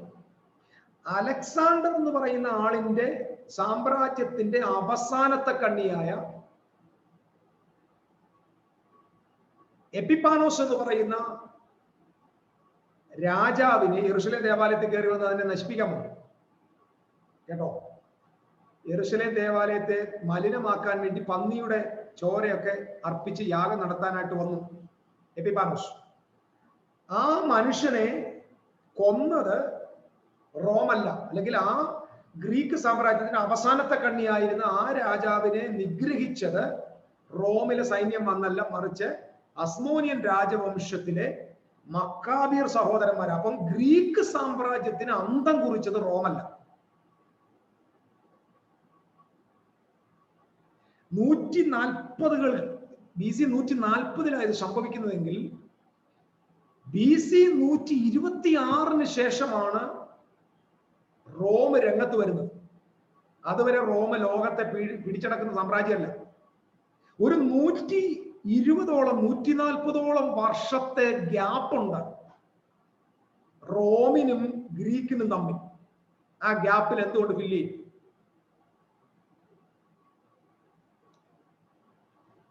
ഒരു ചിത്രത്തിന്റെ പശ്ചാത്തലത്തിൽ പഠിപ്പിക്കേണ്ട വിഷയമാണെങ്കിലും നിങ്ങളുടെ ഹൃദയം എന്ന ആ ഭിത്തിയിൽ ഞാനൊരു പടം വരച്ച് കാണിക്കുക. തുടയ്ക്കും കാലുകൾക്കും തമ്മിൽ എന്ത് വ്യത്യാസം? ഇത് രണ്ടും ഒരു കണ്ടിന്യൂഷൻ അല്ലേ? ആമേൻ. അങ്ങനെങ്കിൽ ഇത്രേ ഉള്ളൂ നമ്മുടെ ഒറ്റവാക്കിൽ മറുപടി. ഇരുമ്പെന്ന് പറയുന്നത് ഹസ്മോനിയൻ രാജവംശമാണ്. ആ ഹസ്മോനിയൻ രാജവംശത്തിൽ നിന്ന് ഉത്ഭവിച്ചു വന്നതാണ് ബലഹീനമായ ഇരുമ്പും കളിമണ്ണും കൂടെ ചേർന്നിരിക്കുന്ന ഒരു രാജം. അതാണ് ഹെറോദ്യ രാജവംശം. ആ രാജവംശത്തിന്റെ ഒരു പങ്ക് യഹൂദ ഗോത്രവുമായിട്ട് ബന്ധമുള്ളത്. ആ യഹൂദ ഗോത്രത്തിന്റെ ഭരണസമയത്തായിരിക്കണം അവകാശമുള്ളവ വരാൻ. അങ്ങനല്ലേ യാക്കോബിന്റെ പ്രവചനം പുത്രന്മാരെ കുറിച്ച്? യാക്കോബ് എന്താ പ്രവചിച്ചത്? അവകാശമുള്ളവൻ ഷിലോഹ് വരുവോളം, അതായത് അവകാശമുള്ള മശിഹ വരുവോളം അധികാരം യാക്കോബിൽ നിന്നും രാജദണ്ഡ് അവന്റെ മുഴങ്കാലുകളുടെ ഇടയിൽ നിന്ന് നീങ്ങി പോകത്തില്ലെന്ന് പറഞ്ഞാൽ യേശു കർത്താവ് രാജ്യത്തെ സ്ഥാപിക്കാൻ വരുന്നത് വരെ യെരൂശലേമിന്റെയും യഹൂദിയുടെയും ഭരണം യഹൂദാഗോത്രത്തിന്റെ കയ്യിലായിരിക്കണം. റോമാക്കാരൻ കൈവച്ചിരുന്ന റോമിന്റെ കയ്യിൽ നിന്ന് അധികാരം വാങ്ങാനല്ല മശിഹ വരുന്നത്. ആ വാക്യത്തെ തെളിയിക്കെ. നമ്മൾ ഈ ഫ്യൂച്ചറിസ്റ്റ് സമൂഹത്തോട് ഞാൻ ചോദിച്ചിട്ടുണ്ട്, പണ്ഡിതന്മാരോട് ചോദിച്ചിട്ടുണ്ട്, can you explain that word? അവകാശമുള്ളവൻ വരുവോളം യഹൂദിയുടെ കയ്യിൽ നിന്നായിരിക്കണം ചെങ്കോൽ അവന്റെ എന്ന് പറഞ്ഞാൽ യഹൂദിയുടെ കയ്യിൽ നിന്ന് ആ ചെങ്കോൽ വാങ്ങി ഭരണം തുടങ്ങും ക്രിസ്തു. ദാവീദ് ഗോത്രത്തിന്റെ നാഥൻ ദാവീദിന്റെ സിംഹാസനത്തിൽ ഇരിക്കും. അതിന്റെ അർത്ഥം ദാവീദിന്റെ കുലം അന്നും ഇസ്രായേലിനെ ഭരിച്ചിരിക്കണം. അങ്ങനെങ്കിൽ ഒറ്റ വഴിയേ ഉള്ളൂ, അത് മറ്റാരുമല്ല, ഹെറോദിയൻസാണ്.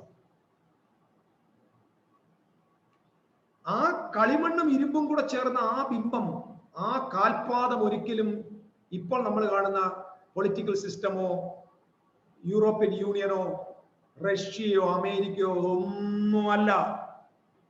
അത് ബലഹീനമായ ഹെറോദ്യന്റെ സാമ്രാജ്യമാണ്. അതിന്റെ പുറകിൽ ഒരുപാട് കഥകൾ ഏറെയുണ്ട്. ആ കാലത്താണ് ഒരു കല്ല് പറഞ്ഞു വന്നത്. ആ കാലത്താണ് കല്ല് വന്നത്. ആ കാലത്താണ് നിത്യമായ രാജ്യത്തെ ചുമന്നുകൊണ്ട് ഒരു ശിശു ജനിച്ചത് യഹൂദന്റെ ഗോത്രത്തിൽ. യേശുവിന്റെ ഭൂമിയിലെ വരവാണത്.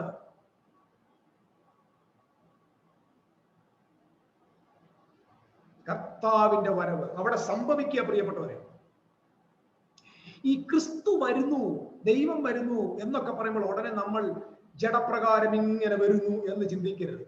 അങ്ങനെയെങ്കിൽ പഴയ നിയമകാലത്ത് ദൈവം വന്നു എന്ന് പറയുന്ന നൂറുകണക്കിന് റെഫറൻസുണ്ട്. ഞാൻ വരും. നിങ്ങൾ വായിച്ചിട്ടില്ലേ? ഞാൻ പലപ്പോഴും ഈ വരവിനെ കുറിച്ച് ഇന്നലെ ഞാനത് വായിച്ചതാണ്. രസകരമായിട്ടോ. നമ്മുടെ ആളുകൾ അത് വെച്ചൊരു പാട്ട് എഴുതിയിട്ടുണ്ട്. ആത്മാവെ കനിയണമേ, അഭിഷേകം പകരണമേ. വായിച്ചിട്ടില്ലേ? ഈ ജ്വാല പോലെ, ഇടിമുഴക്കം പോലെ ചുള്ളി കത്തുന്ന പോലെ ഇറങ്ങി വരണേന്നൊക്കെ പറയല്ലേ. ഇത് അതെന്തിനു വേണ്ടി അത് വായിച്ചിട്ടില്ല. പുള്ളി എന്തോ കമ്പും കത്തുന്ന കഥയൊക്കെ അറിയത്തുള്ളൂ. നന്നായിട്ട് വായിച്ചു. അയ്യോ ജാതികൾ തിരുമുമ്പിൽ നിറയ്ക്കും. നിന്റെ നാമത്തെ വൈരികൾക്ക് വെളിക്കും. തീയിൽ ചുള്ളി കത്തും പോലെ നീ, വെള്ളം തിളയ്ക്കുന്ന പോലെ നീ. ജഡ്ജ്മെന്റ് പ്രിയപ്പെട്ടത്. ഇത് നമ്മൾ പാടുക, നമ്മൾ ഒന്ന് ആലോചിക്കുക. ഞാനിത് സത്യം പറഞ്ഞാൽ ഇന്നലെ കഴിഞ്ഞ ദിവസം ഇത് മെഡിറ്റേറ്റ് ചെയ്തപ്പോഴാണ് ആ പാട്ട് എഴുതിയ ആളിന്റെ ഏറ്റവും അരുമ സ്നേഹിതനാണ്, പ്രിയപ്പെട്ടവനാണ്. പക്ഷെ ആ സഹോദരന്റെ കണ്ണ് ദൈവം തുറന്നു കൊടുക്കട്ടെ എന്ന് പ്രാർത്ഥിക്കുന്നു. അത് പാടുന്നവരുടെ കൂടെ കണ്ണ് ദൈവം തുറന്നു കൊടുക്കട്ടെ എന്ന് പ്രാർത്ഥിക്കുന്നു. ഇതെന്തോ ഈ പാടുന്നത് അറിയാമോ? നോക്ക്. അയ്യോ ജാതികൾ തിരുമുമ്പിൽ വിറയ്ക്കത്തക്കവണ്ണം നിന്റെ നാമത്തെ നിന്റെ വൈരികൾക്ക് വെളിപ്പെടുത്തുവാൻ തീയിൽ ചുള്ളി കത്തുന്നത് പോലെയും തീ കൊണ്ട് വെള്ളം തിളയ്ക്കുന്നത് പോലെയും മലകൾ തിരുമുമ്പിൽ ഉരുകിപ്പോത്തവണ്ണം നീ ആകാശം കീറി ഇറങ്ങി വന്നെങ്കിൽ കൊള്ളായിരുന്നു. ഇറങ്ങി വന്നെങ്കിൽ കൊള്ളായിരുന്നു. This is talking about judgement. 3, ഞങ്ങൾ വിചാരിച്ചിട്ടില്ലാത്ത വൻകാര്യങ്ങളെ നീ പ്രവർത്തിച്ചപ്പോൾ നീ ഇറങ്ങി വരികയും, അവിടൊക്കെ ഇറങ്ങി വന്നു, ഇറങ്ങി വരികയും മലകൾ നീ തിരുമുമ്പിൽ ഉരുകി പോവുകയും ചെയ്തുവല്ലോ. I just want to ask you a question. ഇവിടെ പറയാണ് നീ ഇറങ്ങി വന്നിട്ടുണ്ട് ഭയങ്കര കാര്യങ്ങൾ. ആ ഇറങ്ങി വന്നപ്പോഴൊക്കെ നിന്റെ മുമ്പിൽ മലകൾ ഉരുകി. ഭൂമിയിൽ യഹോവ ഇറങ്ങി വന്നപ്പോൾ ഉരുകി ഏത് മലയാ? ഒന്ന് ഒരു ആർക്കിയോളജിക്കൽ തെളിവ് കാണിച്ചു. ഇത് അക്ഷരം പറഞ്ഞ് സംഭവിക്കുകയാണെങ്കിൽ ദൈവം വന്നെങ്കിൽ ഏത് മലയാ ഉരുകിയത്? യഹോവ വന്ന് ഉരുകിയ മല എന്ന് പറയുന്ന ഒരു എവിഡൻസ് ഭൂമിയുടെ ഏതെങ്കിലും ഒരു കോണിൽ നിന്ന് കാണിച്ചു. അങ്ങനെ ഒരു സംഭവമേ ഇല്ല. അപ്പൊ ഇറങ്ങി വരിക എന്നൊക്കെ പറയുമ്പോൾ ഉടനെ നിങ്ങൾ ഒരിക്കലും അക്ഷരമായിട്ട് ശാരീരികമായിട്ട് ഇനി വരിക എന്നുള്ള ചിന്തയിലേക്ക് നമ്മൾ അങ്ങനെ പോകരുത്. അങ്ങനെയാണെങ്കിൽ നിങ്ങൾ ബൈബിളിലെ ഒരുപാട് റെഫറൻസുകൾക്ക് അർത്ഥം കണ്ടെത്തേണ്ടി വരും. അതുകൊണ്ടാണ് നമ്മൾ ഈ കുഴയുന്നത്. നമുക്ക് ഈ സത്യം കറക്റ്റായിട്ട് ബോൾഡായിട്ട് പറയാൻ പറ്റാത്തത് നമ്മൾ ആവശ്യത്തിനനുസരിച്ച് ഓരോന്നിനും ഇങ്ങനെ തിരികെ കയറ്റി നമ്മുടെ തിയോളജി ഉണ്ടാക്കിയിരിക്കുന്നു. ശരി, ഞാൻ എൻ്റെ വിഷയത്തിൽ ഒത്തിരി പറയാൻ വേണ്ടി വന്നതാണ്. ഓക്കെ, കാരണം ഇത് അവിടെ നിന്നേ പറ്റും കേട്ടോ, പ്രധാനപ്പെട്ട കാര്യമായതുകൊണ്ട്. ഇനി ശൂന്യമാക്കുന്ന മ്ലേച്ഛത എന്താന്ന് ഞാൻ പറയുമ്പോൾ ഇവിടെ എന്താണ് റെസൊല്യൂഷൻ? ഈ റോമാക്കാർക്ക് അനേക ദേവന്മാരുണ്ട്. റോമാക്കാരുടെ ദേവന്മാരിൽ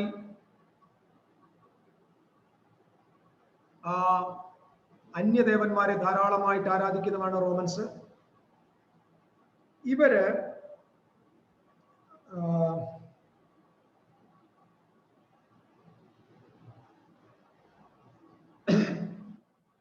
യെരുശലേമിലേക്ക് വരുവാൻ തുടങ്ങി. വരാനുള്ള ഒത്തിരി റീസൺസ് ഉണ്ട്. അതായത് ജൂയിഷ് സെലസ് മൂവ്മെന്റ്സ് ഈ കാലഘട്ടത്തിൽ വലിയ കലാപങ്ങൾ ഉണ്ടാക്കിയിട്ടുണ്ട്.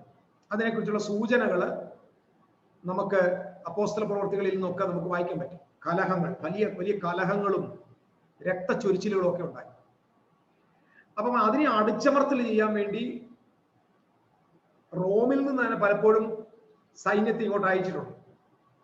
ആ സൈന്യത്തെ യഹൂദന്മാരുടെ ഈ ഗ്രൂപ്പുകൾ നശിപ്പിച്ചിട്ടുണ്ട്. അങ്ങനെ വലിയ പ്രശ്നങ്ങൾ വരുത്തിയിട്ടുണ്ട്. സിറിയയിലെ ഒരു രാജാവ് ഒരിക്കൽ വന്ന് ഇത് എതിർക്കാൻ വരികയും അദ്ദേഹം പിൽക്കാലത്ത് തോറ്റുപോവുകയൊക്കെ ചെയ്ത ചരിത്രങ്ങൾ ഇതിന്റെ പിറകിലുണ്ട്.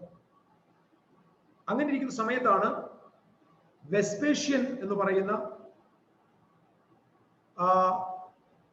റോമന്റെ സൈന്യാധിപൻ നേതാവ് അദ്ദേഹത്തിന്റെ മകനായ ടൈറ്റസ് അല്ലെങ്കിൽ ടൈറ്റസിനെ ഇവിടേക്ക് അയക്കുകയാണ്. അപ്പൊ ഇവര് വരുന്നത്, ഈ ആളുകൾ ഇങ്ങോട്ട് വരുമ്പോ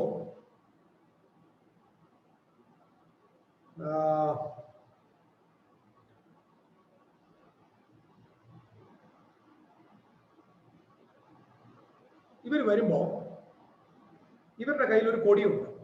യഹൂദന്റെ കയ്യിൽ ഒരു കൊടി. ആ കൊടി അല്ലെങ്കിൽ ഒരു വലിയ ഒരു സ്റ്റെം അവരുടെ കയ്യിലുണ്ട്. അത് ഏറ്റവും മുകളിൽ അവര് കഴുകന്മാർ, അതായത് റോമിന്റെ ആ സൈന്യത്തിന്റെ എല്ലാം കയ്യിൽ അവരുടെ പ്രൊസഷനാണ്. വലിയ കഴുകിന്റെ രൂപം മുകളിലും അതിന്റെ തൊട്ട് താഴെ കൈസറിന്റെ ബിംബവും രൂപവും ഒക്കെയുമായിട്ടാണ് ഇവര് ഈ പ്രൊസഷൻ നടത്തുന്നത്. യെരുശലേമിന്റെ അകത്തേക്ക് ഇവർ വരുമ്പോഴും ഈ വിഗ്രഹങ്ങളെ കൊണ്ട്, ഈ കൈസർ അതായത് എംപയറിന്റെ ബിംബവും ഈ വലിയ കഴുകന്റെ ഈ രൂപങ്ങളുമായിട്ടാണ് ഇവർ ഇതിനകത്തേക്ക് കയറി വരിക. അപ്പൊ യഹൂദനെ സംബന്ധിച്ചോളം ഭൂമിയിലുള്ള ഒന്നിന്റെയും രൂപം ഉണ്ടാക്കരുതെന്ന ഒരു വചനമുണ്ട്, അവർക്ക് കൊടുത്തിട്ടുണ്ട് പ്രമാണം. അതുകൊണ്ട് അവർ ഒന്നിന്റെ രൂപങ്ങൾ ഉണ്ടാക്കത്തില്ല. അങ്ങനെ ഒരു രൂപത്തെ അവർ യെരുശലേമിൽ അനുവദിക്കത്തുമില്ല. പീലാത്തോസിന്റെ കാലഘട്ടത്തിൽ ഇങ്ങനെ ഒരു പ്രൊസഷൻ നടന്നപ്പോൾ ഇതുപോലൊരു സംഭവം ഉണ്ടായ ചരിത്രമുണ്ട്. അപ്പോൾ അന്ന് യഹൂദന്മാര് അവർക്ക് റിക്വസ്റ്റ് ചെയ്യുകയും ആ പ്രൊസഷനിൽ നിന്ന് ഇതുപോലുള്ള ബാനറുകളും രൂപങ്ങളും ബിംബങ്ങളും ഒക്കെ അവസാനിപ്പിക്കുകയും ചെയ്യും. കാരണം റോം എപ്പോഴും എംപയർ വർഷിപ്പിനെയാണ് പ്രാധാന്യം. ഇത് നിങ്ങൾ മനസ്സിലാക്കണം. എംപയർ വർഷിപ്പ്, അവരുടെ രാജാവിനെ, നേതാവിനെ ആരാധിക്കുന്നതുമായിട്ടാണ് റോമിന് എപ്പോഴും ബന്ധം. അപ്പോൾ ഈ ബിംബങ്ങളുമായിട്ടാണ് ഇവർ എവിടേക്ക് കയറി വരുന്നത്? ഇവിടെ റോമൻ ആർമി എന്ന് പറയുന്നത് they came with ensigns and images. അവരുടെ സൈനുകളും ഈ ഇമേജുകളും ബിംബങ്ങളും, അതായത് കൈസറിന്റെ വലിയ ബിംബങ്ങൾ ഇവർ പോകുന്നിടത്തൊക്കെ ഇതുകൊണ്ട് സ്ഥാപിച്ച എംപയർ വർഷിപ്പിനെ പ്രോത്സാഹിപ്പിച്ചുകൊണ്ടാണ് ഇവർ വരുന്നത്. യഹൂദന്റെ വിശുദ്ധ പട്ടണമായ യെരുശലേമിലേക്കും അവരുടെ വിശുദ്ധ സ്ഥലമായ യെരുശലേമിലേക്കും ഇസ്രായേലിലേക്കും യെരുശലേമിലേക്കും വരുമ്പോൾ ഈ ബിംബങ്ങളുമായിട്ടാണ് ഇവർ കയറി വരുന്നത്. ഇതിനെയാണ് അവർ മനസ്സിലാക്കുന്നത് ശൂന്യമാക്കുന്ന മ്ലേച്ഛത, അതായത് അബോമിനേഷൻ ഓഫ്. എന്താണ് യഹൂദന്റെ അബോമിനേഷൻ? എന്താണ് അവന്റെ അബോമിനേഷൻ എന്ന് പറയുന്നത്? എന്താണ് അവന്റെ കണ്ണിൽ മ്ലേച്ഛത? വിഗ്രഹാരാധനയാണ് അവന് മ്ലേച്ഛത. അവൻ ഏറ്റവും കൂടുതൽ മ്ലേച്ഛമായിട്ട് കാണുന്നത് വിഗ്രഹത്തെയാണ്. അവന്റെ ആലയത്തിനകത്ത് റോമൻ സൈന്യാധിപന്മാര് അവരുടെ നേതാവിന്റെ ബിംബങ്ങളുമായിട്ടാണ് ഈ കയറി വന്നിരിക്കുന്നത്. അവർക്ക് സഹിക്കാൻ പറ്റില്ല. അവർ അതിന്റെ പേരിൽ എത്രയോ പേരെ കൊന്നിട്ടുണ്ട്. അപ്പം ശൂന്യമാക്കുന്ന മ്ലേച്ഛത, നശിപ്പിക്കാൻ പോകുന്ന ഒരു അബോമിനേഷൻ എന്ന് പറയുമ്പോൾ is talking about Roman army and their ensigns and images.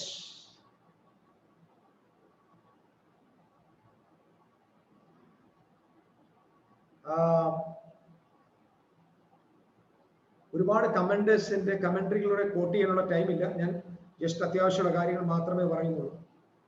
അതായത് Roman came to the Jerusalem bearing standards, emblems, banners and images of their gods, proclamation of the deity of their emperor.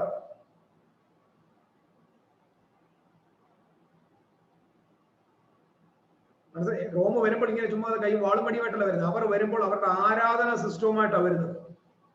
ബാനേഴ്സുമായിട്ടും ഇമേജസുമായിട്ടും അവരുടെ ദേവന്മാരുടെ ബിംബങ്ങൾ, അവരുടെ എംപയറിന്റെ ബിംബങ്ങൾ, എംപററിനെ ആരാധിക്കാനുള്ള വലിയ ഇതൊക്കെ കൊണ്ടുവന്ന് സ്ഥാപിക്കാൻ വരിക.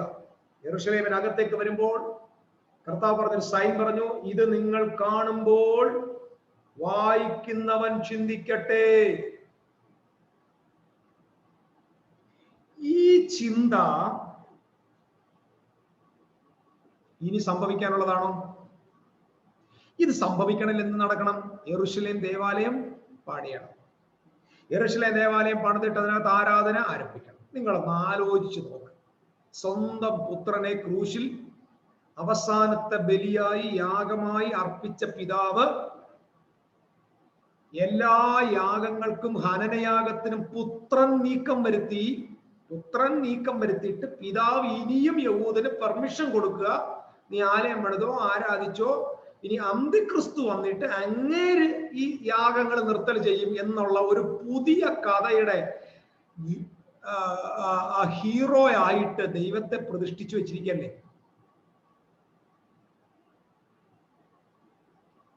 ഞാൻ എന്തിനാ ഇത് പറയുന്നറിയാമോ? ഇനിയും അവിടെ ആലയം പണിയുക എന്നത് ദൈവത്തിന്റെ പദ്ധതിയല്ല. അങ്ങനെ ഒരു ആലയം പണിതാൽ അതിനകത്ത് ദൈവം വന്ന് വസിക്കുക എന്നുള്ളത് ദൈവത്തിന്റെ കാര്യപരിപാടിയുടെ ഭാഗമല്ല. യഹൂദൻ എന്ത് തോന്നിവാസം കാണിച്ചാലും അതിൽ ദൈവത്തിന് പങ്കില്ല. യഹൂദൻ എന്ത് സംഭവിച്ചാലും അത് ദൈവത്തിന്റെ പദ്ധതിയുമായിട്ട് ഒരു ബന്ധവുമില്ല. യഹൂദനും യവനനും ബർബരനും ഏവനും ഇന്ന് ക്രിസ്തു എന്ന ദൈവപുത്രനിൽ തുല്യരാണ്. There is no differentiation between Jew and Gentiles. അത് അവസാനിച്ചിരിക്കുന്നു. അതുകൊണ്ട് ഇനി അവിടെ ഒരു ആലയം പണിയണമെന്ന് പറഞ്ഞ് കണ്ണിൽ എണ്ണ ഒഴിച്ചിരിക്കുന്ന ക്രിസ്ത്യാനികൾക്ക് വേറെ ജോലി നോക്ക്, വേറെ പണി നോക്ക്. ഇപ്പം പത്രങ്ങളിലും മാധ്യമങ്ങളിലും ഒക്കെ യഹൂദനെ കുറിച്ചും ഇസ്രായേലിനെ കുറിച്ചും വാർത്തകൾ ഇവിടെ കിടന്ന ആളുകൾ ഇങ്ങനെ പടയ്ക്കുക, ഓ അലാസ്ക മൊമെന്റും അലാസ്ക സംഭവവും യേശുവിന്റെ മടങ്ങി വരവും. എനിക്ക് മനസ്സിലാകുന്നില്ല ഇതൊക്കെ. ഇന്നലെ കാണി ഞാൻ യൂട്യൂബിൽ കണ്ടൊരു കാഴ്ച, അലാസ്കയിലെ സംഭവവും യേശുവിന്റെ മടങ്ങി വരും. അന്നേരം തിരുവനന്തപുരത്ത് അച്ചാൻ ചാടി, അലാസ്ക സംഭവവും യേശുവിന്റെ മടങ്ങി വരും. എന്റെ സഹോദരന്മാരെ, ഇവന്മാര് യൂട്യൂബിൽ ഇത് ഇട്ടിട്ടിട്ടിട്ട് തീരുന്നതല്ലാതെ ഇതൊന്നും നടക്കാൻ പോകുന്നില്ല. ഇത് ഞാൻ പറയുന്ന പ്രവചനമാണോ ഇവർ പറയുന്നതാണോ നടക്കാൻ പോകുന്നത് നോക്കാം. നടക്കാൻ പോകുന്നില്ല.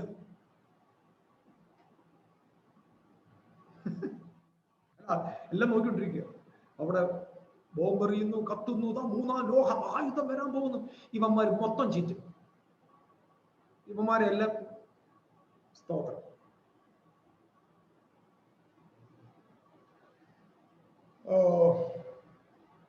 ഒരു കമന്ററിൽ ഇങ്ങനെ എഴുതിയിരിക്കുന്നു, ഞാൻ അതോട് ചോദിക്കാം. അബോമിനേഷനെ കുറിച്ചുള്ള വാക്ക്. Pilate, at the time of Roman persecutors, sent from Caesarea, the seaport of the country on the Mediterranean Sea, a legion of Roman soldiers, and had them secretly introduced into the city and sheltered in the towers of Antonia, overlooking the temple. And these soldiers brought with them their ensigns. The Roman sign was the straight staff, crabbed with a metallic eagle, and the right side of the eagle was the grave image of the Caesar. And Caesar claimed to be divine. Caesar exacted divine worship, and every evening when those standards were placed, the Roman legion got down and worshipped the image of Caesar. Video. ചുമ്മാതെ ഒരു രൂപമായിട്ട് വന്നേക്കല്ല. ആ staff അവർ എവിടെങ്കിലും കൊണ്ട് നാട്ടിയാൽ ആ നിമിഷം മുതൽ റോമിലെ ആളുകൾ സീസറിനെ വണങ്ങി നമസ്കരിക്കാൻ തുടങ്ങും. നമ്മുടെ രാമന്മാരെ നിസ്കരിക്കുന്ന പോലെ. And thereof every morning at the toll called the part of the parade was of the whole legion to prostrate themselves before the grave image and worship it. The Jews were so horrified when they saw that image and consequence worship. They went to Pilate and was that time living in Caesarea, prostrated themselves before him and said, "Kill us." ഇത് കണ്ടിട്ട് യഹൂദന്മാര് നേരത്തെ പറഞ്ഞില്ലേ പിലാത്തോസ് ഇങ്ങനെ സംഭവിച്ചത്. and kill us if you will, but take that abomination of desolations out of our holy city and from the neighborhood of our holy temple. അദ്ദേഹത്തിന് മുമ്പിൽ request ചെയ്തു, അദ്ദേഹത്തിന് മുമ്പിൽ വീണ്ടും ഒരു ഞങ്ങളെ ഒന്ന് കൊന്നു കളഞ്ഞു, അല്ലെങ്കിൽ ഞങ്ങളുടെ ആലയത്തിൽ നിന്നും ഞങ്ങളുടെ സ്ഥലത്തു നിന്നും ഈ അബോമിനേഷൻ നീക്കി കളയണം. ഇപ്പോൾ യേശു പറഞ്ഞ ശൂന്യമാക്കുന്ന നമ്മളേച്ചത എന്നതിന്റെ അർത്ഥം വരാൻ പോകുന്ന 666 സീലുള്ള, ഇതൊക്കെ 666 സീൽ തന്നെ കേട്ടോ. സീസർ എന്ന് പറയുന്നത്, നീറോ എന്ന് പറയുന്ന ആളുടെ നാമമാണ് 666. 666 എന്ന് പറയുന്നത് നീറോയുടെ സംഖ്യ, അവന്റെ പേരിന്റെ സംഖ്യയാണ് 666. റോമാണ്. അപ്പം കറക്റ്റായിട്ട് വന്നിരിക്കുക. ആ അന്തിക്രിസ്തു അവിടെ വന്നു കേട്ടോ, അതാണ് ആ കക്ഷി. അത് അന്തിക്രിസ്തു ഒന്നുമല്ല, അത് റോമിന്റെ ചക്രവർത്തിയായ സീസറിന്റെ സൈന്യമാണ്, ടൈറ്റസിന്റെ നേതൃത്വത്തിൽ. അതാണ് അബോമിനേഷൻ ഓഫ് ഡിസോലേഷൻ. ഓക്കെ, ഞാൻ ഇനി പെട്ടെന്ന് ഒറ്റ വാക്കിലേക്ക് വായിച്ചു പോകാം. നിങ്ങളൊന്ന് ശ്രദ്ധിച്ചോ, ഇനിയുള്ള കാര്യം നിങ്ങൾക്ക് മനസ്സിലാവും. ഇത് സംഭവിക്കുമ്പോൾ ഇതെന്നാ സംഭവിച്ചത്? AD 67 സംഭവിക്കുന്നു. ആ നാൾ മുതൽ 3.5 വർഷം കഴിഞ്ഞപ്പോ യെരൂശലേം നാശത്തിലേക്ക് പോയി. അതാണ് 3.5 വർഷം. അതിന് മുമ്പ് ഒരു 3.5 വർഷമുണ്ട്, അതാണ് ടോട്ടൽ 7 വർഷം. അതാണ് ഇവിടുത്തെ ആളുകൾ മഹോപദ്രവകാലം എന്ന് പറഞ്ഞുകൊണ്ടിരിക്കുന്നത്. ആ 3.5 വർഷത്തിന് മുമ്പ്, കാരണം റോമിനെ കലാപം ആരംഭിച്ചു. AD 62 ഇത് സംഭവിക്കുന്നത്. AD 62 മുതൽ 70 വരെയുള്ള കാലഘട്ടങ്ങൾ വലിയ കഷ്ടതയുടെയും പ്രതിസന്ധിയുടെയും കാലഘട്ടമായിരുന്നു. ഓക്കെ, അന്ന് യഹൂദയിലുള്ളവർ, അന്ന് തിരുവനന്തപുരത്തുള്ളവർ, കൊല്ലത്തുള്ളവർ, കോട്ടയത്തുള്ളവർ, മംഗലാപുരത്തുള്ളവർ എന്നൊന്നുമല്ല, യഹൂദിയയിലുള്ളവർ. അതായത് ഈ വായിച്ച് ഇത് ലോക്കൽ ഇവന്റ് ആണ്, ഇത് ഇന്റർനാഷണൽ ഇവന്റ് അല്ല. അന്ന് യഹൂദിയിലുള്ളവർ മലകളിലേക്ക് ഓടിപ്പോകട്ടെ. ഈ വാക്യം വെച്ചിട്ട് നമ്മൾ എങ്ങനെ വ്യാഖ്യാനിക്കുന്നത്? യെരൂശലേമിൽ ഒരു ആലയം പണിയാൻ പോകുന്നു, ആലയത്തിന് നടുവിൽ ഒന്ന് അന്തിക്രിസ്തു ഇരിക്കാൻ പോകുന്നു, അന്തിക്രിസ്തു തന്നെ ആരാധിക്കാൻ തുടങ്ങുന്നു. അങ്ങനെ അദ്ദേഹം അവിടെ കയറി നിൽക്കുന്നത് കാണുമ്പോൾ മലകളിലേക്ക് ഓടിപ്പോട്ടെന്ന് പറഞ്ഞു കഴിഞ്ഞാൽ, ഞങ്ങളുടെ നാട്ടിലൊരു മലയുണ്ട്, ഞങ്ങളുടെ വീടിന്റെ തൊട്ടടുത്ത് വലിയൊരു മലയുണ്ട്. അപ്പൊ അന്തിക്രിസ്തു യെരൂശലേമിൽ വന്നിരുന്നെന്ന് പറഞ്ഞ് ഞാൻ ഓടി മലയിൽ കയറി പോകണം? അല്ല, എനിക്ക് മനസ്സിലാവുന്നില്ല.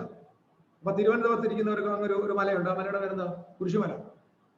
ആ കുരിശുമലയിൽ അവിടെ ഇരിക്കുന്നവരെല്ലാം കൂടെ രാവിലെ BBC ന്യൂസ് വരികയാണ്, ദോണ്ടേ അന്തിക്രിസ്തു, എതിർ ക്രിസ്തു യെരൂശലേം ദേവാലയത്തിനകത്ത് വന്നിരിക്കുന്നു, പുരോഹിതന്മാരുമായിട്ട് കർക്കശമായ നിയമം വന്നിരിക്കുന്നു. അത് കേൾക്കാത്ത പാതി ക്രിസ്ത്യാനികളെല്ലാം കൂടെ ചാടി അവരവരിയ്ക്കുന്ന മലയുടെ മുകളിലോട്ട് ഓടിപ്പോവാണ്. എന്ത് ലോജിക്ക് അതിനകത്തുള്ളത്? ഇത് അവിടുത്തെ ലോക്കൽ ഇവന്റ് ആണ്. അന്ന് യഹൂദിയിലുള്ളവരോട് പറയാറുണ്ട്, ഇത് അങ്ങനെ മനസ്സിലാക്കാൻ പഠിക്കുക. ഇത് 2000 ഇയേഴ്സിന് ശേഷം ഞാനും നിങ്ങളും ഒക്കെ ഇവിടെ ഇരുന്ന് ചിന്തിച്ച് പേടിക്കേണ്ട വിഷയമല്ല. ആ ജനറേഷന്റെ മുഖത്ത് നോക്കി സംസാരിക്കുക, ശിഷ്യന്മാരോട് സംസാരിക്കുക. ശൂന്യമാക്കുന്ന മ്ലേച്ഛത വിശുദ്ധ സ്ഥലത്ത് നിൽക്കുന്ന നിങ്ങൾ കാണുമ്പോൾ ചിന്തിച്ചോണം, അന്ന് യഹൂദിയിലുള്ളവർ ഓടിക്കോ. വീട്ടിന്മേൽ ഇരിക്കുന്നവൻ വീട്ടിലുള്ള എടുക്കേണ്ടതിന് ഇറങ്ങരുതെന്ന് പറഞ്ഞാൽ സാധനം എല്ലാം കൂടെ വാരി കെട്ടിക്കൊണ്ട് പോകാൻ നോക്കണ്ട. വീടിന്റെ മുകളിൽ നിന്ന് അടുത്ത വീടിന്റെ മുകളിലേക്ക് ഓടി രക്ഷപ്പെട്ടോളാനാ എന്ന് പറഞ്ഞാൽ, നിങ്ങൾക്ക് പിന്നെ എന്തെങ്കിലും ഒരു കാര്യം എടുക്കാനോ സൂക്ഷിക്കാനോ കരുതാനുള്ള സമയമില്ല. ആ നിമിഷം ഓടിക്കോണം. വയലിലുള്ളവർ വസ്ത്രമെടുക്കാൻ മടങ്ങി എന്ന് പറഞ്ഞാൽ അത്ര അർജൻസിയാണ്. ആ കാലത്ത് ഗർഭിണികൾക്ക് മുലകുടി വിൽക്കുന്നവർക്കും അയ്യോ കഷ്ടം. എന്തുവാ, കൊച്ചു മക്കളെയും കൊണ്ടും കുഞ്ഞുങ്ങളെയും കൊണ്ട് ഓടുന്നത് വലിയ കഠിനമാണ്, ദുഃഖകരമാണ്. ക്രിസ്തുവും അതിൽ പരിതപിക്കുക. എന്നാൽ നിങ്ങളുടെ ഓടിപ്പോക്ക് ശീതകാലത്തോ ശബത്തിലോ സംഭവിക്കാതിരിക്കാൻ വേണ്ടി ഭയങ്കര ചിരിയത് വായിക്കുമ്പോൾ. എന്താ അറിയാമോ, ശബത്തിന്റെ പ്രത്യേകത 1.5 ഫർലോങ്ങിൽ കൂടുതൽ ഓടത്തില്ല. 1.5 ഫർലോങ്. എനിക്ക് വായിക്കുമ്പോൾ ചിരി വരും. കർത്താവ് തന്നെ പറയുക, എനിക്കത് കർത്താവ് പറഞ്ഞപ്പോൾ ചിരിച്ചോണ്ടായിരിക്കും പറഞ്ഞത്. എടാ, അത് ശബത്തിലൊക്കെ സംഭവിക്കാതിരിക്കാൻ പ്രാർത്ഥിച്ചോണ്ടെന്ന് പറഞ്ഞാൽ, ചാകണ്ടി വന്നാലും നീ ഓടത്തില്ല, നീ 1.5 ഫർലോങ് ഓടിയിട്ട് അവിടെ നിൽക്കും, അമ്മമാർ വെട്ടി നിന്നെ കൊല്ലുകയും ചെയ്യും. കാരണം മതമാണ്. ഈ മതത്തിനൊരു വൃത്തികെട്ട സ്വഭാവമുണ്ട്. മനുഷ്യനേക്കാൾ വലുത് മതമാണ്, നിയമങ്ങളെക്കാൾ വലുത് മതങ്ങളാണ്.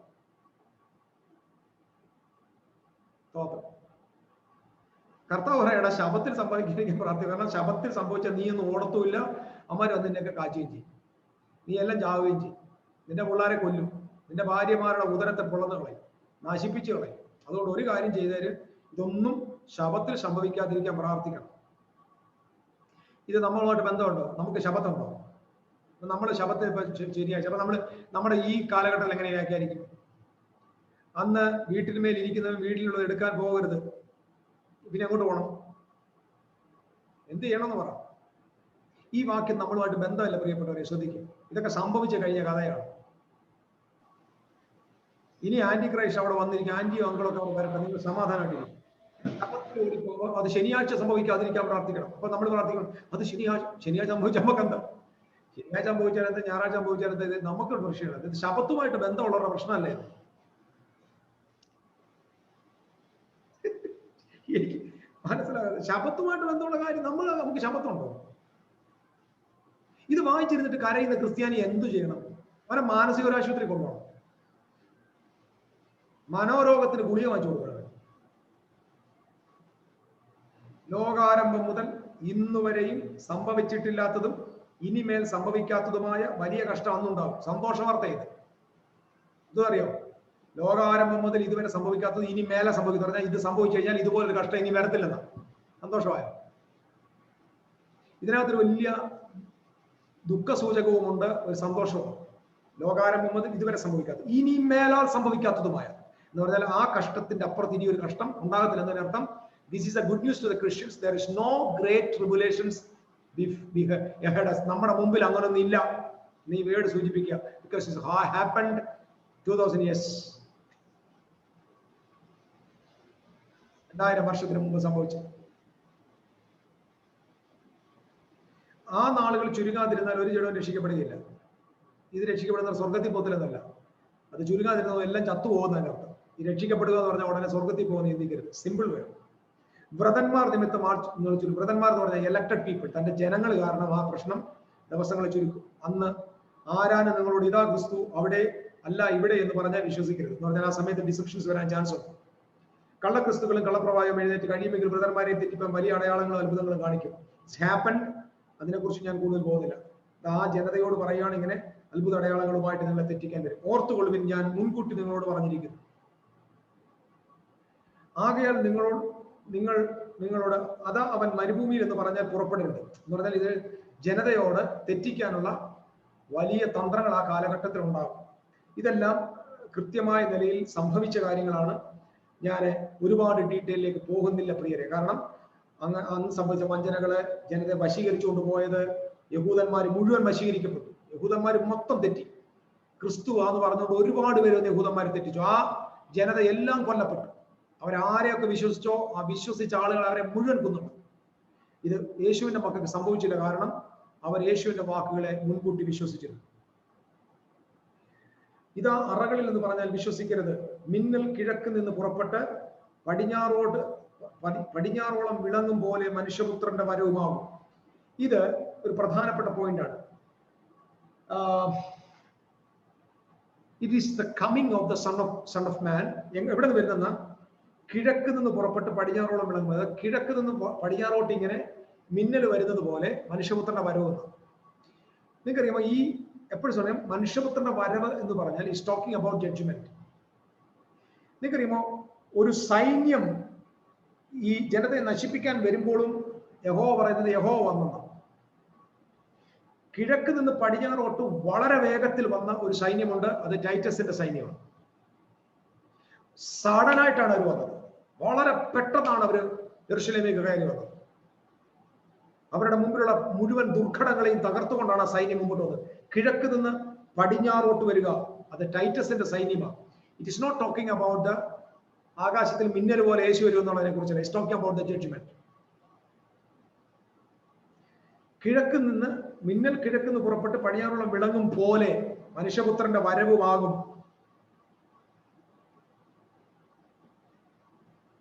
അടുത്ത വാക്ക്, ശവം ഉള്ളിടത്ത് കഴുക്കൽ കൂടും.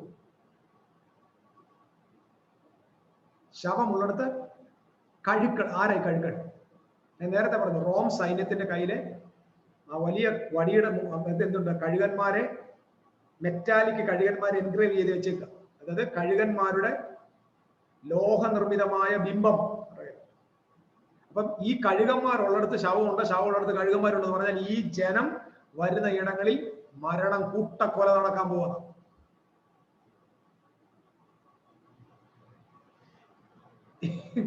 പക്ഷെ നമ്മുടെ ആൾ പഠിപ്പിക്കുന്നതെന്നറിയോ, ശവമുള്ളിടത്ത് കഴുകൽ കൂടുന്ന് പറഞ്ഞാൽ കഴുക്കളെല്ലാവരും നമ്മളാണ്. നമ്മൾ പറന്നിങ്ങനെ ഉയരും. പറന്നങ്ങനെ ഉയരുവാണെങ്കിൽ മോളിൽ നിന്ന് വന്ന യേശു ശവമാണ്. ഈ മനുഷ്യപുത്രന്റെ വരവിൽ നിങ്ങൾ നല്ലൊരു വാക്യം വായിച്ചു നോക്കിയാൽ, മിന്നൽ കിഴക്കുന്ന പുറപ്പെട്ട് പടിഞ്ഞാറോട് വിളങ്ങും പോലെ മനുഷ്യപുത്രന്റെ വരവാകും, യേശു ക്രിസ്തുവിന്റെ മടങ്ങി വരവാകും. അതിന് തൊട്ട് താഴെ പറയുക ശവം ഉള്ളിടത്ത് കഴുകൽ കൂടും. അപ്പൊ മനുഷ്യപുത്രം വരുമ്പോൾ ആളുകളൊക്കെ ശവമാവും. ആലോചിച്ച് നോക്ക്.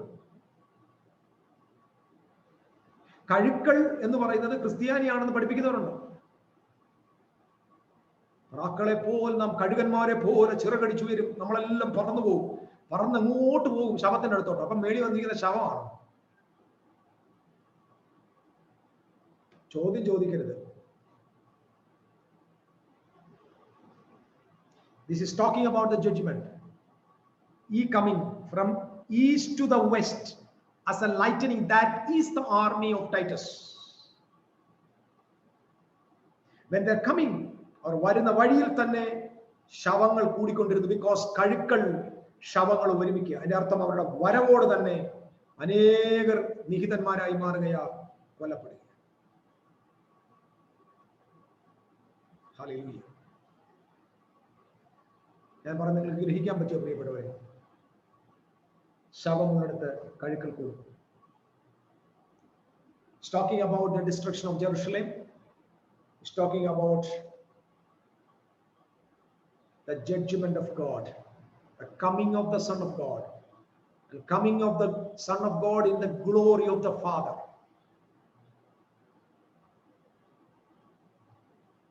മഹോപദ്രവത്തെ കുറിച്ച്, ലോകത്തിൽ സംഭവിക്കാത്ത മഹോദ്രവം ഒരുപാട് കാര്യങ്ങൾ പറയാനുണ്ട്. ഏറ്റവും വലിയ നാശം, ഏറ്റവും വലിയ ഉപദ്രവം യഹൂദൻ അനുഭവിച്ചത് ഈ സമയത്താണ്. അവിടെ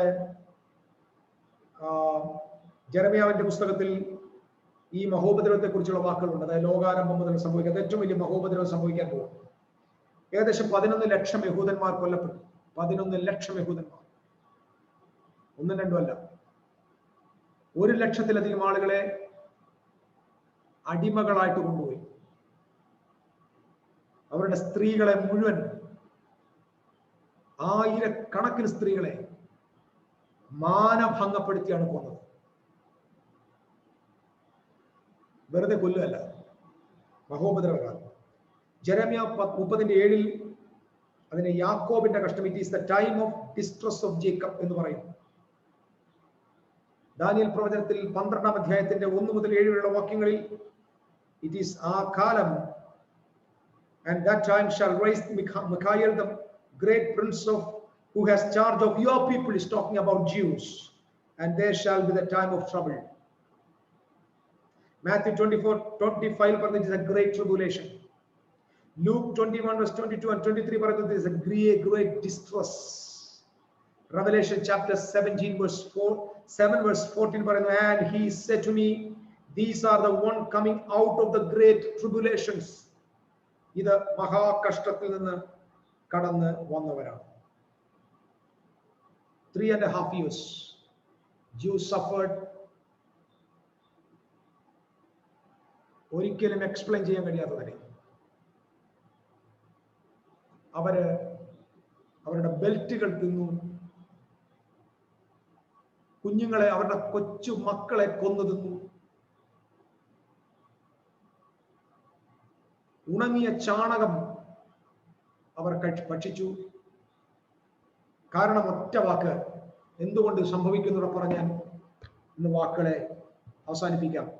2 ചാപ്റ്റേഴ്സ്. ഒന്ന് ലേവ്യ പുസ്തകം 26 നിങ്ങൾ വായിച്ചാൽ മതി. ആവർത്തന പുസ്തകം 28. ആവർത്തന പുസ്തകം 28 ഒരു പദം മാത്രം വായിച്ച് നിർത്താം. That is A great tribulation. അതിലെ